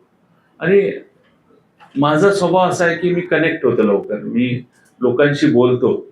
आणि कसं असतं की बऱ्याचशा अडचणी केव्हा असतात की आपण जवळच कम्युनिकेशनच करत नाही. मी राऊंड येताना सुद्धा 15-20 लोकांना, जे माझे कर्मचारी भेटतात त्यांना प्रत्येकाला चौकशी करतो. होईल तेवढा वेळ मिळाल, अरे कैसा आहे भाई, कसा आहे, चांगला आहे, काही अडचण आहे का. म्हणजे असं माझा राऊंड जो असतो ना, मला राऊंड वरती पण मला बरीचशी आयडिया मिळते की कुठे काय इश्यू आहे का. आणि मी मग माझ्याबरोबर 2-3 लोक असतात, माझे टीममेट असतात, मी त्यांना फक्त राऊंड वरतून आल्यावरती यार तू जरा तेवढं बघ. आणि एक हार्ट टू हार्ट कनेक्टिव्हिटी म्हणतात ना, तसं माझं मी प्रयत्न करतो की माझा कर्मचारी हा माझा घरचा मेंबर आहे. आणि end of the day hospital कसं बेटर वेने चालेल, मी त्यासाठी खूप आउट ऑफ द वे जातो. बऱ्याचशा वेळेस आउट ऑफ द वे झालो, कारण आपले नियम जे आहेत ते खूप रिजिड आहेत. प्रत्येक गोष्ट आपण टॅब्युलेट करू शकत नाही, तिथं कुठेतरी आपल्याला रिलॅक्सेशन करावंच लागतं. तर तशा कनेक्टनी जर राहिलो तरच एवढं आपण काहीतरी करू शकू. एकदम ऑफिसर टाईप जर आपण कोणत्याही कार्यालयात राहिलो तर इट इज डिफिकल्ट. मॅनेजमेंट करू शकणार नाही. मॅनेजमेंट ही आमची गव्हर्नमेंट सिस्टीम म्हणजे एक IT कंपनी नाही. इथं प्रत्येकाला इगो खूप आहे. आणि JJ तर मुंबईचं मंत्रालय म्हणजे बाजूलाच आहे. तिथलच्या एखाद्या छोट्या माणसाचे पण डायरेक्ट फोन येतात, साहेब आमच्या माणसाला तुम्ही बोललेत. मग हे सगळे रिपरकशन्स मला आता गेल्या 10 वर्षात माहिती झालेले आहेत आणि सगळ्यांच्या कुंडल्या कळालेल्या आहेत की कोण काय. पण मी त्या गोष्टीत पडत नाही. एंड ऑफ द डे मला फक्त माझ्या हॉस्पिटलचं हित, माझ्या पेशंटचं हित आणि माझा कर्मचारी एवढंच मी फोकस केलेलं आहे. बाकी आय डोंट एंटरटेन बाकी ज्या नॉनसेन्स गोष्टी आहेत. माझे कन्सेप्ट फार क्लिअर आहे. मी घाणेरड्या गोष्टीकडे बघत नाही. मी फार सरळ मार्गाने जाणार. नॉनसेन्स गोष्टी आय डोंट टॉलरेट. मी विचारतो, नाही झाल्या मी अबोला राहतो त्या व्यक्तीबरोबर. वाद शक्यतो टाळतो. तर ह्या थोडेसे काही मी जे प्रिन्सिपल जपलेत, मला असं वाटतं की तेच माझ्या ह्या 8-9 वर्षाचे एक गुरुकिल्ली म्हणावं.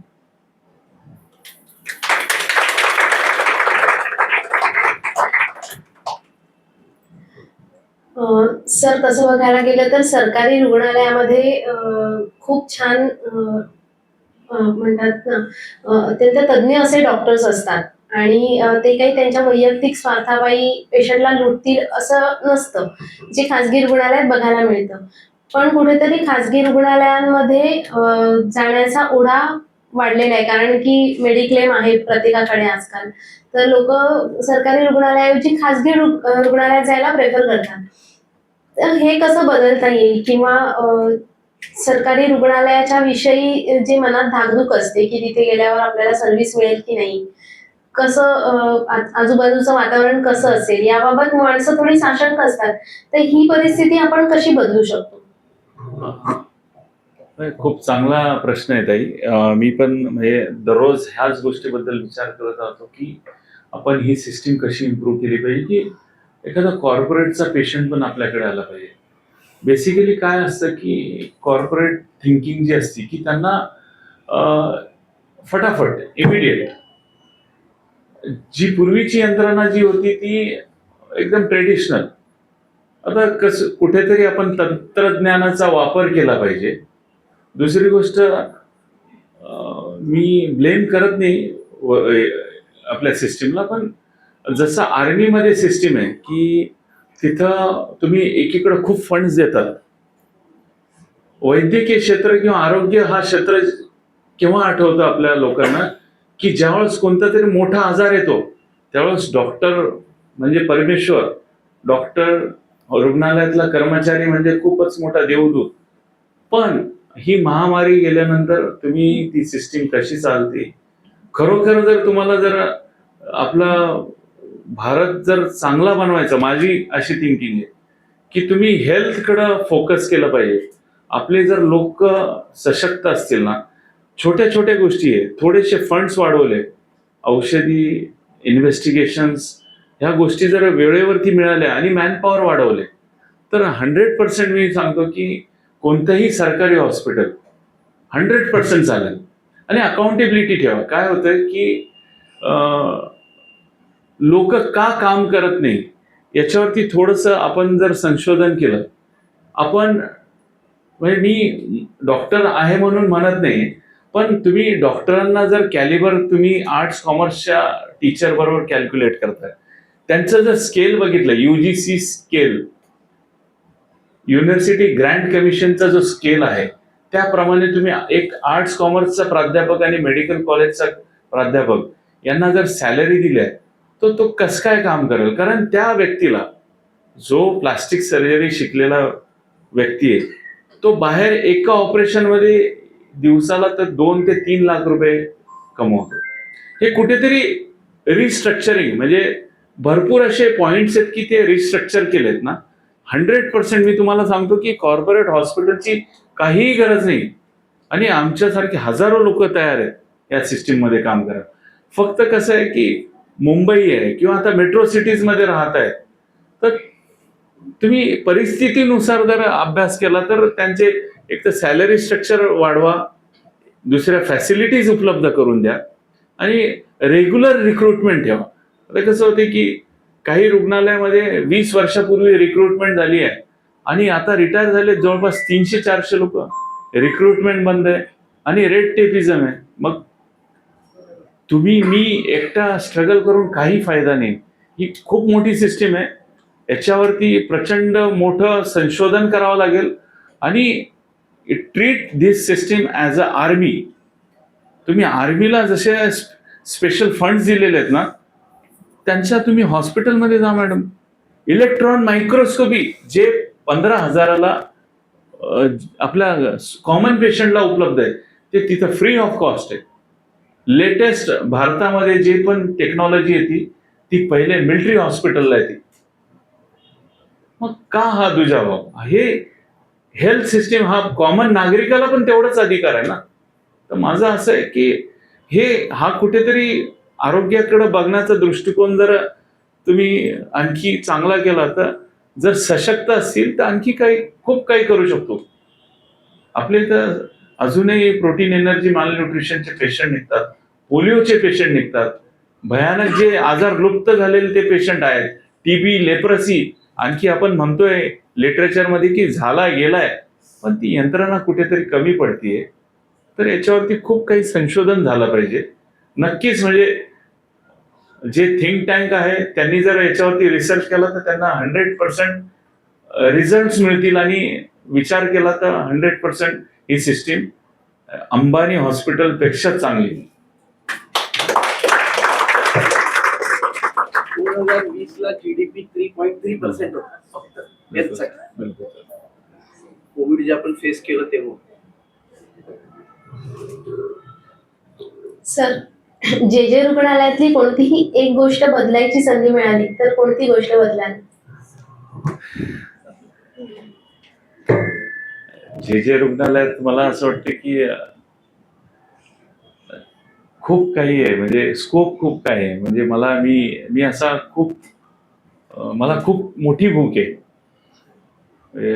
मला एंट्री टू एक्झिट माझा पहिले तर एक तर कर्मचाऱ्यांचं हित बघेल, माझ्या रुग्णांचं हित बघेल आणि तिसरं माझ्या स्टुडंटचं. तर ह्या 3 सिस्टीम जर सुधारलं तर माझं हॉस्पिटल म्हणजे देशातलं टॉप मोस्ट होईल.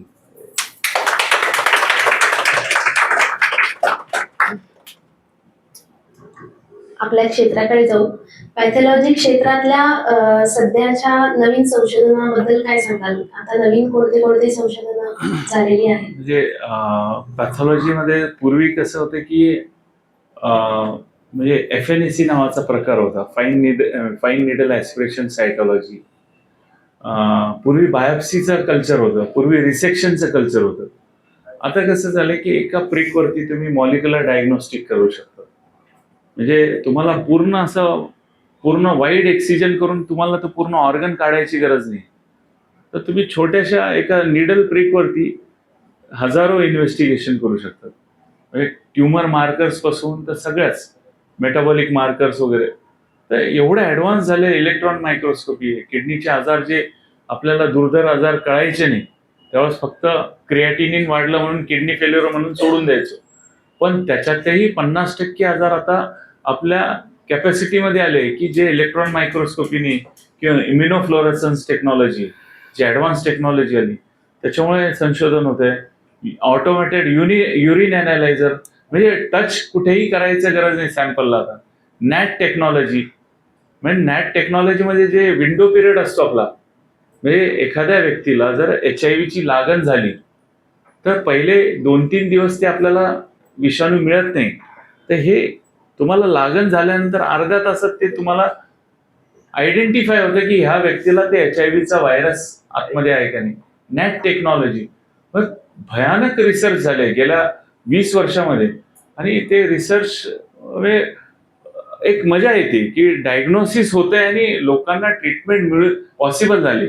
जे आम्ही काही मोठ्या आजाराला लेबल करून सोडून द्यायचो की अरे बाबा ऑटो इम्युन, आधी एक 15 वर्षापूर्वी ज्याचं डायग्नोसिस माहिती नाही त्याला आम्ही लेबल करायचो ऑटो इम्युन डिसीज. आता त्याच्यात एवढे मार्कर्स आले की त्याच्यात जॉगरन्स सिंड्रोम आहे का, SLE आहे का, किकुचीज आहे का, किमुराज आहे का, म्हणजे एवढं प्रगत झालेलं आहे टेक्नॉलॉजी. तर न्यूमॅटिक शूट पण आता न्यूमॅटिक शूट जे आहे, जे सॅम्पल कॅरियर मेथड, म्हणजे याच्यात कसं आहे की परत त्या मुद्द्याकडे येतो की न्यूमॅटिक शूट जी टेक्नॉलॉजी आहे त्याला एकदम कॉम्पॅक्ट हे लागतं सिस्टीम. तर ते गव्हर्नमेंट सिस्टीममध्ये परत आपलं ते सक्सेसफुल लॉंग टाइम राहू शकणार नाही दादा, कारण मेंटेनन्स आहे. न्यूमॅटिक शूटसाठी एवढं प्रचंड तुम्ही प्रत्येक वॉर्डातून ते कनेक्टिव्हिटी करणार आहे त्याला. आणि एखादी सिस्टीम जर तुमची मध्येच इंटरप्ट झाली, तर आमच्या सुपर स्पेशालिटी हॉस्पिटलमध्ये आहे ती, पण कसं होतं की सेम रोबोटिक जसं आहे, रोबोटिक हाय मेंटेनन्स वाल्या, आणि जिथं हाय मेंटेनन्स वाल्या गोष्टी आहेत त्या गव्हर्नमेंट सेटअपमध्ये, म्हणजे मी तर सजेस्ट करेल की त्या घेऊ नये. त्रासदायक ठरतात, कारण छोटासा स्पेअर गेला आणि त्याची कॉस्ट असते 30 लाख 40 लाख, मग ती मशीन तशीच धूळ खात पडते. नवीन तंत्रज्ञान जसं AI आहे किंवा जेनेटिक टेस्टिंग वगैरे, याचा पुढच्या येणाऱ्या काळामध्ये अजून काही फायदा होईल पॅथॉलॉजी क्षेत्राला? 100% म्हणजे नॅनो टेक्नॉलॉजी आहे, म्हणजे जेनेटिक तर फ्युचर आहे. जेनेटिक आणि मॉलिक्युलर डायग्नोस्टिक, म्हणजे इथला याच्या अगोदर जे पॅथॉलॉजिस्ट आणि रेडिओलॉजिस्ट हे पोस्ट होत्या किंवा मायक्रोबायोलॉजिस्ट, आता एकच पर्सन असणार आहे. डायग्नोस्टिक मेडिसिन फ्युचर आहे. म्हणजे ह्या सगळ्या ब्रांचेस कंबाईन होऊन AI बेस्ड असणार आहे, आणि त्याचं एकच कंबाईन एक क्वालिफिकेशन असणार आहे, डायग्नोस्टिक मेडिसिन. त्याच्यावरती चालू आहे नॅशनल मेडिकल काउन्सिलचं. तर म्हणजे तुम्हाला असं टिपिकली तास न तास 2-4 दिवस वेट करायची गरज नाही. तुमचा स्कॅन झाला, CT झाला, तुमचा इमिडिएटली स्कॅन आणि ब्लड टेस्ट दिला तर तुमचा कंपाईल करून तो पूर्ण डायग्नोस्टिक आणि ट्रीटमेंट सेट रिपोर्ट येतात आजकाल. तर एवढं ऍडव्हान्स होणार आहे की नॅचरली खूप म्हणजे आणखी आजारावरती आपण मात करू शकतो. रुग्णसेवा अधिक दर्जेदार करण्यासाठी आपल्या काय योजना आहेत? रुग्णसेवा दर्जेदार करण्यासाठी परत त्याच की सिस्टीम स्ट्रॉंग झाली पाहिजे. म्हणजे की एक जर हॉस्पिटलमध्ये जर 4-5 हजार कर्मचारी, की त्या प्रत्येक कर्मचाऱ्याला वाटलं पाहिजे की माझं हॉस्पिटल हे माझं घर आहे, आणि मी त्या घरात जसं आपल्या घरी राहतो तसं त्यांनी जर राहिला, तसं पेशंटशी तो वागला, तसं त्यांनी प्रत्येक कर्मचाऱ्याशी हे केलं, ट्रीट केलं, तरच ते सिस्टीम वर्क करू शकेल. सर, तुम्ही इतक्या महत्वाच्या पदावर आहात आता, आणि आम्ही पाहतो, म्हणजे मी, विकास सर, आम्ही केव्हाही तुम्हाला जेव्हा फोन करतो त्यावेळेला तुम्ही कायम हसतमुख आणि आनंदाने बोलता. इथे बोलताना सुद्धा जेव्हा जेव्हा मी तुम्हाला भेटले, मी बघितले की तुम्ही म्हणजे एकदम शांतपणे सगळ्या गोष्टी हँडल करत असता. तर हा कामनेस कसा मेंटेन करता तुम्ही? स्वभाव नाही, स्वभाव नाही. स्वभाव बनवला म्हणून काम करताना होता. नाही, पण असा नम्रपणा गव्हर्नमेंट मध्ये अधिकाऱ्यांमध्ये नाही दिसत. बिलकुल. ताई, कसं आहे की एक आध्यात्मिक स्पिरिच्युअल वातावरणात लहानाचं मोठं झालोय. वडिलांनी म्हणजे त्यांचं खूप वाचन होतं, आणि जसं आपण घरी जेवताना आपण डिस्कशन करतो, तसं आमच्या घरी जे होतं की बाबा वारकरी पंथाचे होते, आणि स्पिरिच्युअल खूप बुक्स त्यांनी वाचलेले, आणि संध्याकाळी आम्ही एकत्रित आरती करायचो.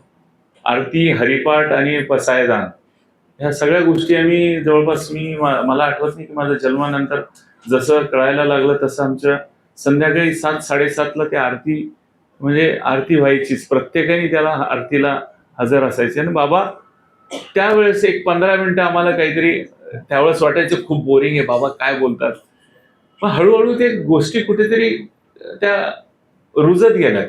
आणि बाबांना आम्ही ऑब्झर्व करायचो, कारण आईच्या हेल्थमुळेच आम्ही बघितलं की म्हणलं हा व्यक्ती एवढा स्ट्रेस असून 15-20 लोकांचा परिवार सांभाळायचा, आणि एकदम निग्लिजिबल पगार, त्या पगारात तो ऍडजस्ट करतोय. आई म्हणजे मला आठवत नाही की महिन्यातले 2-3 दिवसच व्यवस्थितपणे जेवण वगैरे बनवायचे. आम्ही अक्षरशः, म्हणजे बाबा कधी नसायचे तर आम्ही 3-3, 4-4 दिवसाच्या शिळ्या पोळ्या, म्हणजे मी अतिशयोक्ती करत नाही, पण पूर्वी कसं होतं, फ्रीज नव्हतं. पूर्वी पोळ्या भरपूर झाल्या, चपाती भरपूर झाल्या, तर ते टेरेसवरती वाळायला ठेवायचे. त्या चपात्या आम्ही फक्त दूध आणायचं, आणि त्या चपात्या आणि चटणी कशी करायचं, लाल तिखट, मीठ आणि लसण जो असायचा त्याला हे करून क्रश करून आणि हे खायचो. आणि बाबांनी हॉटेलिंग नाही, काहीच नाही.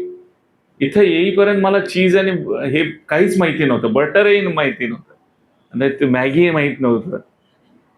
म्हणजे त्या अंड्यातून बाहेर निघालोच नाही आम्ही. मी असं म्हणत नाही की तुम्ही दोषी आहात, पण जे त्यांनी जे रुजवलंय, जी अडचण बघितली त्याच्यातून आम्ही म्हणजे हवा जाऊच शकत नाही आमच्या डोक्यात.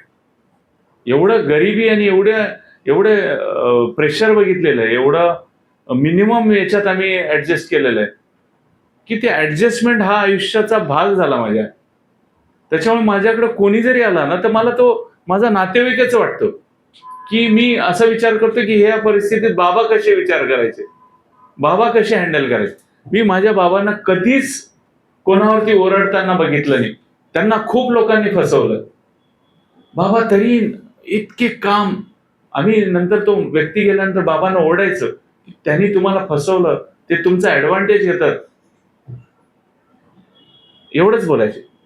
आपण आपलं ब्लड प्रेशर वाढवायचं नाही, जो करणार आहे तो भोगल, एवढंच म्हणायचे. आणि आपण फक्त सत्कार्य करत राहायचं. तो वाईट वागला म्हणून आपण वाईट वागायचं नाही. जेवढं होईल तेवढं आपला बॅलन्स ठेवायचा. हेच कंटिन्युअस त्यांचं तेच. म्हणजे मी फॉर्च्युनेट होतो की 2019 पर्यंत मी डेली बोलायचो त्यांच्याशी, बाबा असं झालं, आज तसं झालं. म्हणजे माझं टेलिफोनिकली ते कंटिन्युअस गाईड करायचे. बाबा म्हणजे मे बी त्यांना काहीच नॉलेज नव्हतं इकडचं, पण त्यांच्याशी बोलल्यानंतर मला असं वाटायचं की मी बरोबर करतोय का, मी चुकीचं करतोय का. मी प्रत्येक दिवशी त्यांना विचार, अण्णा असं झालं आज. मी त्यांच्याशी शेअर करायचं, अण्णा आज असं झालं, अण्णा आज ही डिसिजन घ्यायची होती, तुम्ही असलं असतं तर काय केलं असतं. एक संवाद. आणि असं काही नसतं. आपल्याला बऱ्याचशा वेळेस आपण टेन्शन मध्ये असतो, स्ट्रेस मध्ये असतो. आपला मित्र आहे, आपल्याला जो व्यक्ती चांगला वाटतो त्याच्याशी शेअर करा. तुम्ही बोला. सर आहेत, मॅडम आहेत, खूप शेअर केल्याने काय इतके डोअर्स ओपन होतात ना. आपल्याला छोटीशी गोष्ट असती आणि आपण अरे काय एवढं छोटस होतं आणि आपण किती मोठं टेन्शन घेतलं. बाबा मला म्हणायचे, अरे तू किती टेन्शन घेतो, काय आहे, काहीच नाही, सोडून दे, निवांत झोप, उद्या सकाळी बरोबर सॉल्व्ह होईल. आणि बरेचसे टेन्शन फक्त वेळ मारून न्यायचे, काहीच बोलायचं नाही, त्यावेळेस शांत राहायचं. वेळ हेच वेळ, औषध. Time is the solution. दिवसभरात माझ्याकडे एवढे ऍजिटेटेड झालेले लोक येतात ना, खूप. संध्याकाळी 6 वाजता पण त्याच मूडमध्ये बोलावं लागतं मला, कारण माझं एंड ऑफिस आहे. तिथं मी जर त्यांच्याशी ओरडलो किंवा बोललो तर ते रिफ्लेक्ट होणार हॉस्पिटलच्या इमेजशी. त्याच्यामुळे मला माझा विचार करायचा नाही, मला माझ्या हॉस्पिटलचा विचार करायचा, माझ्या आईचा विचार करायचा.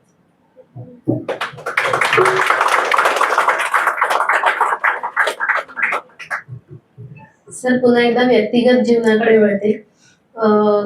तुम्ही म्हणालात तुम्हाला क्रिकेट खेळायला खूप आवडत होतं किंवा बॅडमिंटन पण तुम्ही स्टेट लेवलला खेळला आहात, स्विमिंगला तुम्ही पण स्टेट लेवलला गेला होता. तर आत्ताच्या ह्या व्यस्त शेड्यूल मधून आपला हा छंद जोपासायला वेळ मिळतो का? 2000 म्हणजे ज्यावेळेस कोविड सुरू झाला त्यावेळेस पर्यंत मी बॅडमिंटन आणि स्विमिंग रेग्युलरली करायचो. मी सकाळीच माझा डे 4:45 to 5 ला चालू करायचो. कारण काय होतं की संध्याकाळी माझ्या येण्याचा टाइम नसायचा. आणि मला असं होतं की पॅशन, म्हणजे मला विड्रॉल सारखं व्हायचं की एक दिवस जेवण नाही करणार पण सकाळचा शेड्यूल ब्रेक नाही करणार. कारण जी गोष्ट आपल्याला मनापासून आवडते ना, आपण बरोबर त्या डायरेक्शनकडे खेचल्या जातो. तर माझं जे फक्त पेट्रोल होतं, फ्युल, मला आवडणारी गोष्ट म्हणजे बॅडमिंटन आणि स्विमिंग. 2021 ला म्हणजे आम्हाला बऱ्याच वर्षानंतर ट्विन्स झाले, त्याच्यामुळे माझा सगळा शेड्यूल पूर्ण ब्रेक झाला. रात्रभर ते मुलं 3-4 वर्षाचे आहेत आता. पण गेल्या काही महिन्यांपासून मी परत स्विमिंग जॉईन केलंय. सकाळी किंवा लेट इव्हिनिंगला मी स्विमिंगला जातो आणि अर्धा पाऊण तास तेवढं करायचा प्रयत्न करतो. कारण हेल्थ चांगली असली पाहिजे, मेंटली आपण फ्रेश होतो. अर्धा तास मेडिटेशन सारखं असतं. आपण एखाद्या याच्यात खेळामध्ये किंवा एखाद्या ऍक्टिव्हिटीमध्ये आपण जर इन्व्हॉल्व्ह केलं तर आपल्याला रिबूट करायचं असतं ना, जसं कम्प्युटरला रिबूट करतात तुम्ही, त्याला थोडा वेळ ब्लँक सोडून द्यायचं. तसंच सेम कोणत्याही गेमचं असतं की तुम्ही खेळताना त्याच्यात इन्व्हॉल्व्ह व्हा. अरे 1 रन काढायचा, 5 रन काढायचे, चौका मारायचा, 6 मारायचा, किंवा शटलमध्ये आपल्याला समोरच्याला एक स्मॅश करायचा आहे, किंवा मला 10 लॅप करायचे स्विमिंग मध्ये, तर ते करत असताना पूर्ण डिलीट होतं. म्हणजे डोक्यात जे चालू असतं ना, दिवसभराचं जे पूर्ण गोंधळ असतो, ते कुठेतरी तो मला रिलॅक्स करायचं म्हणून मी ते करतो. आणि दुसरी गोष्ट, हेल्थ आपली प्राईम इम्पॉर्टंट, कारण माझ्यावरती माझी फॅमिली पण डिपेंडंट आहे. एंड ऑफ द डे मला माझ्या मुलांचा पण सांभाळायचं आहे, त्यांना संस्कार घडवायचे, आणि त्यांच्यासाठी मी आणखी 25-30 वर्ष तरी हेल्दी पाहिजे. तर तोच एक जीवनाचा माझा हे.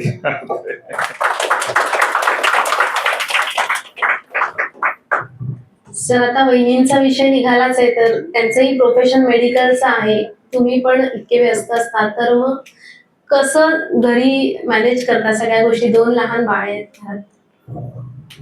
थोडासा प्रॉब्लेम्स होतात. आई सध्या माझ्याकडे आहे. माझी आई बऱ्यापैकी, म्हणजे आता ऍडव्हान्स टेक्नॉलॉजीमुळे थोड्या वेळ प्रमाणात ती शी इज अंडर कंट्रोल आणि व्यवस्थित नॉर्मल ह्युमन बिंग सारखी आहे. आम्ही दोघंही वर्किंग असल्यामुळे मग मेड डिपेंडंट आहे. पण स्ट्रिक्टली आम्ही एकानी सॅक्रिफाईस करायचं ठरवलं की ऑफिस आवर्स नंतर तिने स्वतः सॅक्रिफाईस केलं की ती थोडंसं 9:30-10 जाती, मध्ये एक राऊंड मारते, KM जवळ असल्यामुळे, किंवा मी लंच टाइम मध्ये कधी फ्री असलो तर मी जाऊन येऊन करतो. आणि जेवढं लवकर होईल, जेवढा ऑफिसचा टाइम कम्प्लीट होईल, तेवढ्या लवकर मी घरी जाण्याचा प्रयत्न करतो. पण वाईफ जी आहे ती 4:30 ते 5च्या दरम्यान परत येते. कारण कसं आहे की प्रपंच पण चालवायचं आहे, एज्युकेशन असली झालंय, त्याच्यामुळे. आणि मी माझ्या आयुष्यात, म्हणजे जे सत्य आहे तेच सांगतो की मी कोणत्याही वाईट वळणावरती गेलेलो नाही. त्याच्यामुळे आम्हाला नोकरीशिवाय पर्याय नाही, मला आणि माझ्या वाईफला. आणि मला माझ्या मुलांना चांगलं एज्युकेशन द्यायचंय, त्याच्यामुळे मला सॅक्रिफाईस करावं लागणार. कारण माझा शेड्यूल जो आहे, मला टाइमचं लिमिट नाही. म्हणजे रात्री 10 वाजता पण फ्री होतो, कधी संध्याकाळी 6 वाजता फ्री होतो, कधी लवकर सकाळी 7 वाजता जावं लागतं. तर वाईफ थोडी सॅक्रिफाईस करते, ती आहे. पण वर्किंग असल्यामुळे थोडंसं मुलांचा इश्यू होतो, मुलांना सांभाळताना. पण काय, it is part and parcel. काहीतरी आपल्याला सॅक्रिफाईस करावं लागतं. मे बी त्यांना कधी कळेल आपले त्रास, कधी माहिती नाही. पण शक्यतो त्यांच्याबरोबर वेळ घालवण्याचा प्रयत्न करतो, त्यांना अभ्यास घेण्याचा प्रयत्न करतो. अर्धा तास का होईना त्यांच्याबरोबर बसतो, काहीतरी थोडंसं. एक आपली पण हॅबिट असायला पाहिजे त्यांची कनेक्टिव्हिटी. सकाळी न चुकता मी सोडायला जातो त्यांना. कधी वेळ मिळाला तर आणायचं जर झालं तर मी प्रयत्न करतो, कारण शेवटी माझं फ्युचर तेच आहे. मी सगळं दुनियादारी करत बसणार आणि तो फ्रंट पण मला सांभाळायचा आहे. तर आपल्या सांगण्याचं तात्पर्य असं आहे की ऑफिस तर आहेच, पण घरी पण तुम्ही वेळ द्या. आपले मौल्यवान आई बाबा, आपली वाईफ, आपले मुलं, आपले भाऊ, हे कधीही आपल्याला परत मिळणार नाही. आणि आपल्याला समजून घेणारे तेच असतात, आपलं ब्लड. त्याच्यामुळे त्यांच्याशी किती जरी वाद केला तरी तुम्ही त्यांच्याशी जुळून घ्या. तसे व्यक्ती मिळणार नाही. जे आपल्याला सेल्फलेस प्रेम करणारे लोक असतात तेच असतात.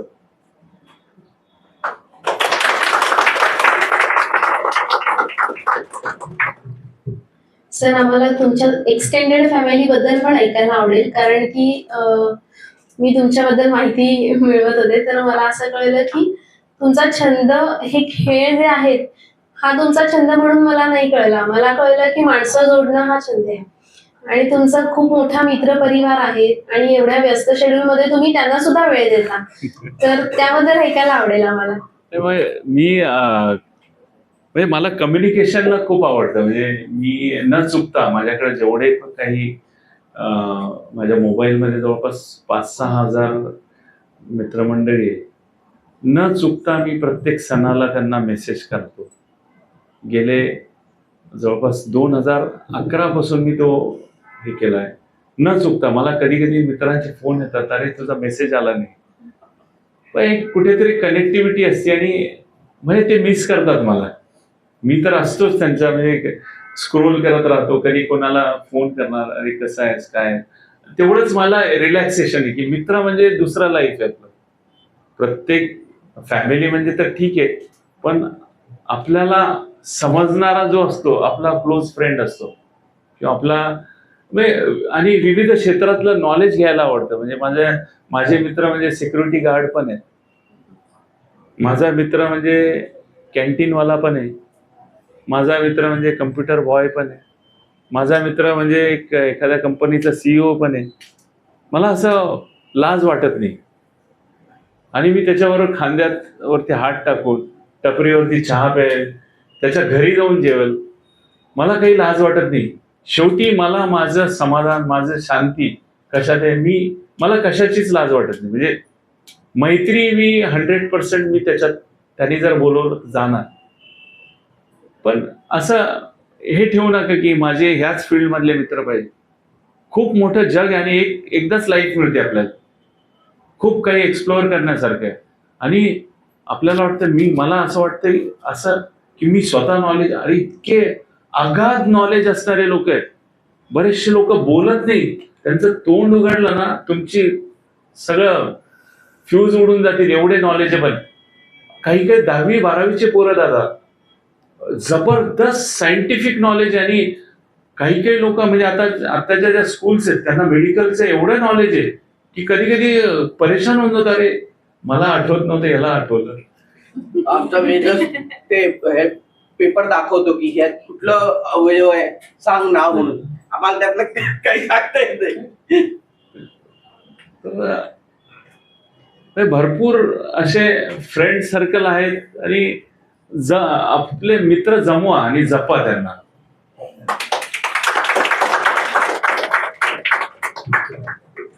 सर, तुमच्या आतापर्यंतच्या लाईफचा गाभा एका शब्दात, एका वाक्यात सांगायचं झाला तर काय सांगाल? गाभा म्हणजे माझ्या आयुष्यात माझे आई बाबा नसते तर मी शून्य आहे. मी जो घडलो तो आई बाबांमुळे, त्यांच्याशिवाय मी शून्य आहे.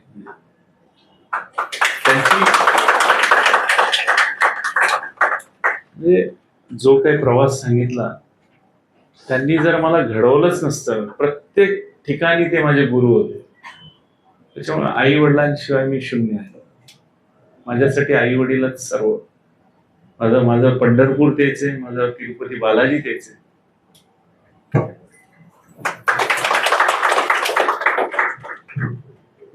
पुढे जाण्या अगोदर आपल्यापैकी कोणाचे जर प्रश्न असतील तर विचारूया आपण सरांना. मी थोडस बोलते की आतापर्यंत जेवढ्या मुलाखती झाल्या, तर ही मुलाखत मी पर्सनली खूप एन्जॉय केली आहे आणि हे सगळे पण त्याच्याशी अग्री करतील. आणि तुमचा परिचय करून देत असताना तनुजा मॅडमने आम्हाला सांगितलेलं की ते खूप एकदम बोलके आहेत, हसरे आहेत आणि एकदम काम आहेत. तुम्हाला असं वाटेल की आपल्यातलाच कोणतरी माणूस तिथे बोलतोय आपल्याशी, आणि आम्हाला ते खरंच जाणवलं आज. त्यामुळे ही मुलाखत सगळ्यात जास्त स्मरणीय राहील असं बोलेल. त्यानंतर मी माझा एक क्वेश्चन आहे तो विचारू इच्छिते.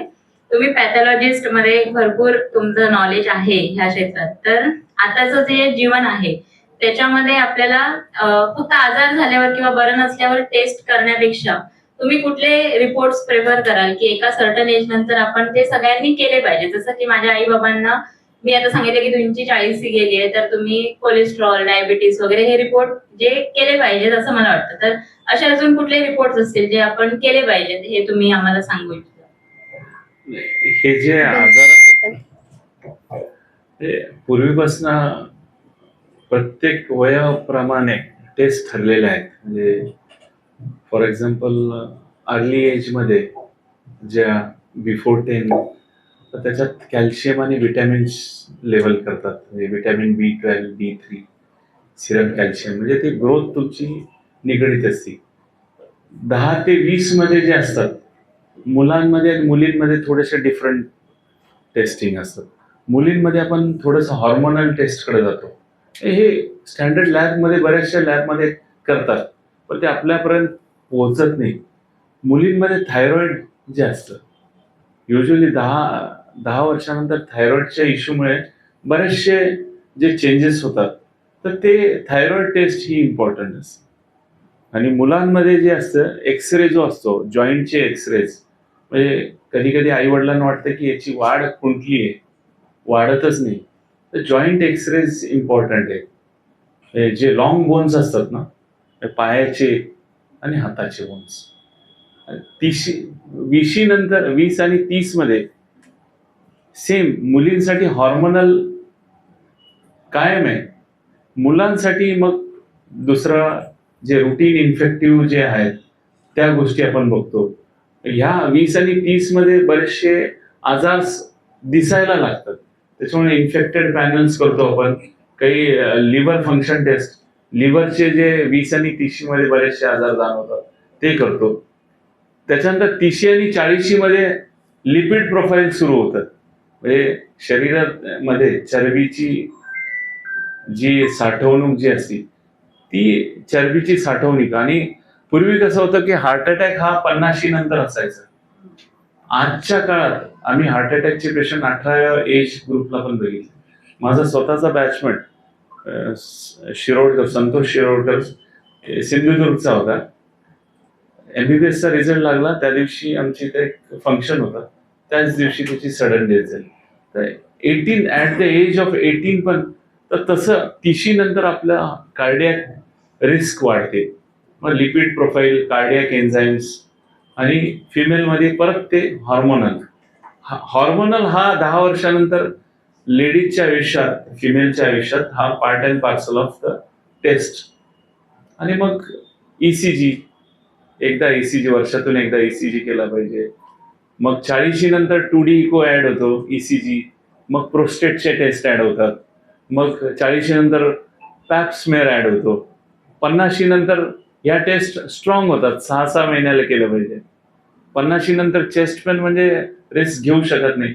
मग हार्टचे सगळे मार्कर, होमोसिस्टिन येतात, जॉईंट दुखायला लागतात, रोमॅटिक मार्कर्स, ह्या सगळ्या टेस्ट, म्हणजे प्रत्येक एज प्रमाणे पॅनल ठरलेले आहेत. एक बॅलन्स झाली. आणि त्यांचा हेतू माझा हेतू एकच होता, ते पेशंटसाठी करत होते. आणि कुठेतरी वाटत होते की हे त्यांचे नातेवाईक नसताना सुद्धा तेवढी तळमळ आहे, त्यांना त्यांचा फॉलोअप घेतात. आणि मला ते कुठेतरी कनेक्ट झालं. नातं कसं असतं की कनेक्ट झालं पाहिजे, आपण एक दुसऱ्याला कनेक्ट झालं तरच ते फ्लरिश होतं.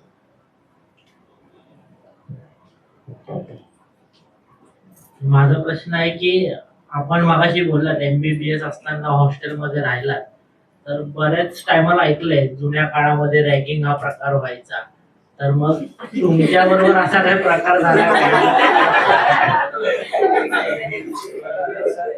तुम्ही 3 Idiots बघितलं, त्याच्या 10 टाइम्स वर्स्ट रॅगिंग व्हायच्या. It was a fun. घेतलं तर खूप टेन्शन आहे, नाही तर रॅगिंग झाल्यामुळे काय झालं की माझा डायरेक्ट थर्ड MBBSचा जो सिनियर आहे, मग इंटर्न असणारा सिनियर, PG असणारा सिनियर, एकदा रॅगिंग झाल्यानंतर ते मला अक्षरशः मित्रासारखे आणि भावासारखे समजायला लागले. अरे तू आजा, ये अच्छा रॅगिंग देत आजा. आणि मग नंतर काय, त्यांना एकदा कळालं की हा निर्लज्ज आहे, अरे हा मित्र आहे आपला. मग ज्यावेळेस असं ते त्यांना वाटायला लागलं, आणि ती बॉन्डिंग जी आहे ना, आजही मी त्या सिनियरला फोन करतो ना, अरे तू बोल भाई, म्हणजे असं एक जी बॉन्डिंग असते ना, मी प्रत्येक गोष्ट म्हणजे निगेटिव्ह यांनी घेतली नाही. आणि कसं असतं की रॅगिंग झाली पाहिजे, मी ह्या हेतूचा. मुलं स्ट्रॉंग होत नाही. आता मी माझ्या मेडिकल कॉलेजमध्ये, तुम्ही वर्तमानपत्र वाचत असतील की दर 1-2 महिन्याला एक सुसाईड होत आहे. एकटेपणा, कुठे कनेक्टच नाही. आता फक्त इंट्रोडक्शन जरी घेतलं तरी ते नॅशनल मेडिकल काउन्सिलला मेल करतात की I was ragged by my senior. For introduction. मग कोण त्याच्याशी कनेक्ट होणार? तो रूम मध्ये गेला, तो येत नाही, ते कोण विचारणार त्याला? ते नॉक केलं तरी ते कंप्लेंट करणार. आणि आजकालचे आई वडील पण खूप सेन्सिटिव्ह झाले. तर रॅगिंग थोडी बहुत झाली पाहिजे. आणि माझा काळ तर फार वेगळा होता. म्हणजे 93 तुम्ही विचार करा, रॅगिंग ऍक्ट आला 98-99ला. म्हणजे मी त्या पीक स्टेजला होतो जेव्हा आमची रॅगिंग झाली. म्हणजे आमचे झुंडचे झुंड निघायचे असे. आणि आमचे रॅगिंग तर मुलींनी घेतलेले. आणि माझी रॅगिंग माझ्या बॅचमेटनी घेतलेली. कारण 200 लोक आम्हाला समजायचेच नाही ना. 200 लोक केव्हा समजायला लागले? ज्यावेळेस सेकंड इयर पास झाल्यानंतर. 200ची मोठी बॅच. त्याच्यामुळे मला समजायचं नाही की हा माझा सिनियर का माझा बॅचमेट आहे. कारण पहिले एक तर गोंधळलेलं मुंबई शहर. म्हणजे वराड निघालं. लंडनला बघितलंय तुम्ही? अरे बाबा बाबा, अशा मोठ्या बिल्डिंग, तेवढ्यातच ते चक्कर येऊन पडायचं. आणि दुसरा कॉम्प्लेक्स इंग्लिश, सगळे आजूबाजूला ब्रिटिशर्स. आणि त्यावेळेस 70 आणि 30% फॉर्म्युला होता. 70% लोकल मुंबईचे कॅन्डिडेट आणि 30% आम्ही सगळे असे नग. कुणी विदर्भातला, कुणी मराठवाड्यातला, कुणी धुळ्याचा, कुणी नंदुरबारचा. आणि हे सगळे नग एकत्र राहायचे. आणि काय झालं की हे सगळं एक ग्रुप झाला आणि एक एन्जॉय करायला लागलो. सगळे समदुःखी होते. सगळ्यांची रॅगिंग व्हायची. तेरी कितनी हुई? माझी पण भरपूर झाली. मैं इसके रूम में था, मैं उसके रूम में था. नाही, एक फन होता. म्हणजे मी त्याला खूप लाईटली घेतलं. माझ्या बाबांनी पहिल्यांदा फोन केला त्यावेळेस म्हटलेलं की तू तिथं समुद्रात जीव दे. मी काय, मला त्याच वेळेस रिअलाइज झाले की अपना कुछ कनेक्शन आहे नाही अभी करते. आपल्याला आपलं जुगाड करायचंय. त्याच्यामुळे सिनियर एवढे मित्र झाले मला. आणि त्याच्यानंतर सांगतो की ज्यावेळेस सेकंड टर्म चालू झाली तर मला म्हणजे त्यावेळेस सिंगल रूम मिळणं म्हणजे लक्झरी होती. माझे सिनियर जायचे, गावी जायचे तर महिनाभर मला 2-2, 3-3 रूमच्या चावी मिळायची. मग मी सिंगल ह्या रूम मध्ये काही दिवस, ह्या रूम मध्ये काही दिवस. तेवढा विश्वास बसतो ना मग. आणि मग नोट्स मिळायला लागल्यात. मग ते सांगायचे, तेच गुरु झाले माझे. त्यांचं कसं असतं की एक फेज असतो तो, त्यांच्यासाठी एंटरटेनमेंट असते. एंटरटेनमेंट झाली की ते त्यांचं बॉन्डिंग होतं. अरे अच्छा आहे, बात करताय, हे आकडू नाहीये. कनेक्ट केव्हा होणार की तुम्ही जेव्हा हंबल असणार. तुम्ही ते पण चेक करतात ना, अरे कसा आहे मुलगा, शामळू आहे का एकदम त्यांना असं वाटलं की हा ऍटिट्यूड देतोय, तर मग त्याला दिवसभर फन होतं एकदम. रॅगिंग मला कधीच टेन्शन नाही आलं. आणि आमची बॅच एवढी स्ट्रॉंग निघाली, मग आम्ही रॅगिंग घेतलं 10 वर्ष. सर उद्या लगेच इथे चालू होईल. उमेशच्या डोक्यात पण चालू आहे. सिद्धेशला विचारायचं. मी जेव्हा केसेस क्लिअर करत असतो तुम्हाला एचपी रिपोर्ट टाइम मध्ये मिळत नाही, ऍटलीस्ट 2 weeks तरी लागतात. तर तो का वेळ लागतो? नाही, चुकीचं आहे. ह्या पॉइंटवरती दर आठवड्याला आमच्या मीटिंग्स होतात. मी स्वतः पॅथॉलॉजिस्ट आहे. मला प्रोसेसिंग टाइम माहिती आहे. जर सपोज दुपारी किंवा संध्याकाळी टिश्यू दिली, त्याला फॉर्मॅलिन मध्ये टाकतो. 24 तास त्याला प्रिझर्व व्हायला लागतात.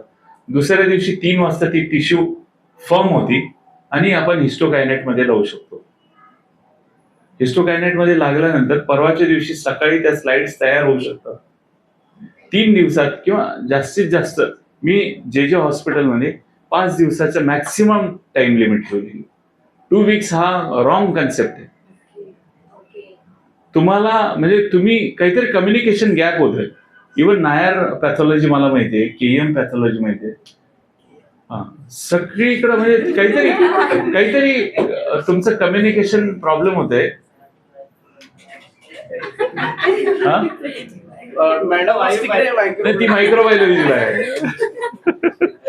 तिने मला स्ट्रिक्ट इन्स्ट्रक्शन दिलं की आमच्या केएमच्या ह्याच्यात काहीच केएमच्या गेट मध्ये आलेला असं मान खाली घालून यायचं आणि न बोलता बाहेर जायचं. हे आता तू क्लेम करा सराउंड हॉस्पिटल मॅक्सिमम 5 दिवसात रिपोर्ट कोणताही मोठे स्पेसिमन जरी असले तर 5 दिवसाची. तुम्ही एकदा माझ्या मीटिंगला या, मी पॅथॉलॉजिस्टला पण बोलवतो. जिथे डिले होतो ना त्या डिपार्टमेंटला बोलवतो, ड्रग स्टोअरला बोलवतो, तुमचे इंडेंट गेले का नाही. आमचे सगळ्या डिपार्टमेंटचे नोडल ऑफिसर्स असतात. आहे यंत्रणा तशी कुठे कुठे रेक्टिफाय करायचं तेवढं करतो, पण काही काही डिपार्टमेंट आम्हाला साथ देत नाही. त्यांच्या केसेस वाढल्या पाहिजे ते थोडंसं. मग तेच दादांना मी डिस्कस करत होतो की मेडिसिनच्या केसेस वाढल्या पाहिजे, सर्जरीच्या. पण जिथं रेक्टिफाय करता येतील तिथं मी प्रयत्न करतो. सर, आमचं काम आपण अधिक विस्ताराने मगाशी जाणून घेतलं, तर आता आमच्या या सर्व आरोग्य सेवकांना काय संदेश द्याल? तुम्ही एक खूप उत्कृष्ट सेटअप मध्ये आहात. म्हणजे आपण म्हणतो ना की एखाद्या ऑर्गनायझेशन मध्ये कनेक्ट व्हायचं असेल तर तुमचं जे लॉन्च आहे आणि जे दादा आणि ताई आहेत त्यांच्याबरोबर तुम्ही राईट टाइमला राईट प्लेसमध्ये आहात. आणि तुम्ही जेवढं तुमचं त्याच्यात इन्व्हेस्ट करणार तेवढं तुम्हाला फळ मिळणार त्याचे. कधी कधी काय होतं की आपलं लॉन्च चुकीच्या ठिकाणी होतं आणि आपण फ्रस्ट्रेशन येतं की अरे आपली ग्रोथ का नाही होते. आपल्याला इव्हॅल्युएट करणारे पण पाहिजेत. आणि एवढी चांगले सुंदर यंत्रणा असल्यावरती काहीच डिफिकल्ट नथिंग इज. त्यांनी सांगितलं की MBA आणि PhD इथं येऊन ते मूर्ती बनवतात, दगडाला घेऊन येतात. मूर्तिकारच म्हणावं त्यांना. दगड म्हणत नाही, पण एक स्टोनला तुम्ही एक काव करून त्याला एक मूर्ती, सुंदर मूर्ती तयार करतात. आणि तुम्ही फ्युचर लीडर आहात.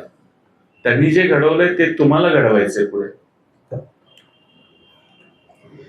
आपण आज सरांचा जो सगळा प्रवास आहे तो समजून घेतला. लहानपणापासून प्रचंड कष्टामधून शिक्षण घेऊन त्यांनी आज इथपर्यंत पोहोचलेले आहेत. आपण बघितलं त्यांनी शिक्षण घेतानाच्या त्यांच्या गमती जमती पण आपण ऐकल्या. त्याच्यासोबतच नक्षलीस एरियामध्ये काम करत असतानाचा संघर्ष असेल किंवा आता शासकीय यंत्रणेमध्ये काम करत असतानाची आव्हानं असतील, ही सगळी आपण पाहिली. आणि खरोखरच म्हणजे एक काय म्हणून आपण त्यांच्यावर खरं तर एक चित्रपट निघाला पाहिजे अशा पद्धतीचं व्यक्तिमत्व म्हणता येईल. त्याबरोबरच आपल्या सगळ्यांच्या लक्षात आलंच असेल की ते किती विनम्र आहेत. त्यांनी कायम इतरांना मोठेपणा दिला. कायम ते रुग्णांना आपलं नातेवाईक म्हणूनच संबोधतात. रुग्ण असतील, त्यांचे कर्मचारी, त्यांचे पेशंट्स यांना ते अतिशय जवळचे नातेवाईक असल्यासारखं ट्रीट करतात. हे असताना आम्ही त्यांच्यापेक्षा खरं तर खूप लहान आहोत, कर्तृत्वाने तर प्रचंड लहान आहोत, पण तरी सुद्धा ते आम्हाला दादा ताई म्हणतायत किंवा आपल्या सर्वांशी बोलताना सुद्धा त्यांची जी विनम्रता आहे ती दिसून येते. सरांकडे बघून मी सरांसाठी एवढंच म्हणेन की माणसांच्या मध्यरात्री हिंडणारा सूर्य मी, माझी या साठीनं माझा पेटण्याचा सोहळा, रंगुनी रंगात साऱ्या रंग माझा वेगळा. म्हणजे आज ते सरकारी यंत्रणेत काम करत असताना त्यांच्यावर त्यांनी कुठलाही डाग लागू दिलेला नाही किंवा त्यांच्यावर कोणतेही एलिगेशन नाही. अत्यंत स्वच्छ चरित्र आणि समाजसेवा करण्याची मानसिकता त्यांच्याकडे आपल्याला पाहायला मिळाली. सर, आपले खूप खूप आभार. आपण इथे आलात आणि आपण जे काम करत आहात त्यासाठी आमच्या सर्व परिवाराकडून मी आपल्याला शुभेच्छा देते. Thank you so much sir. पुढील कार्यक्रमासाठी गौरी.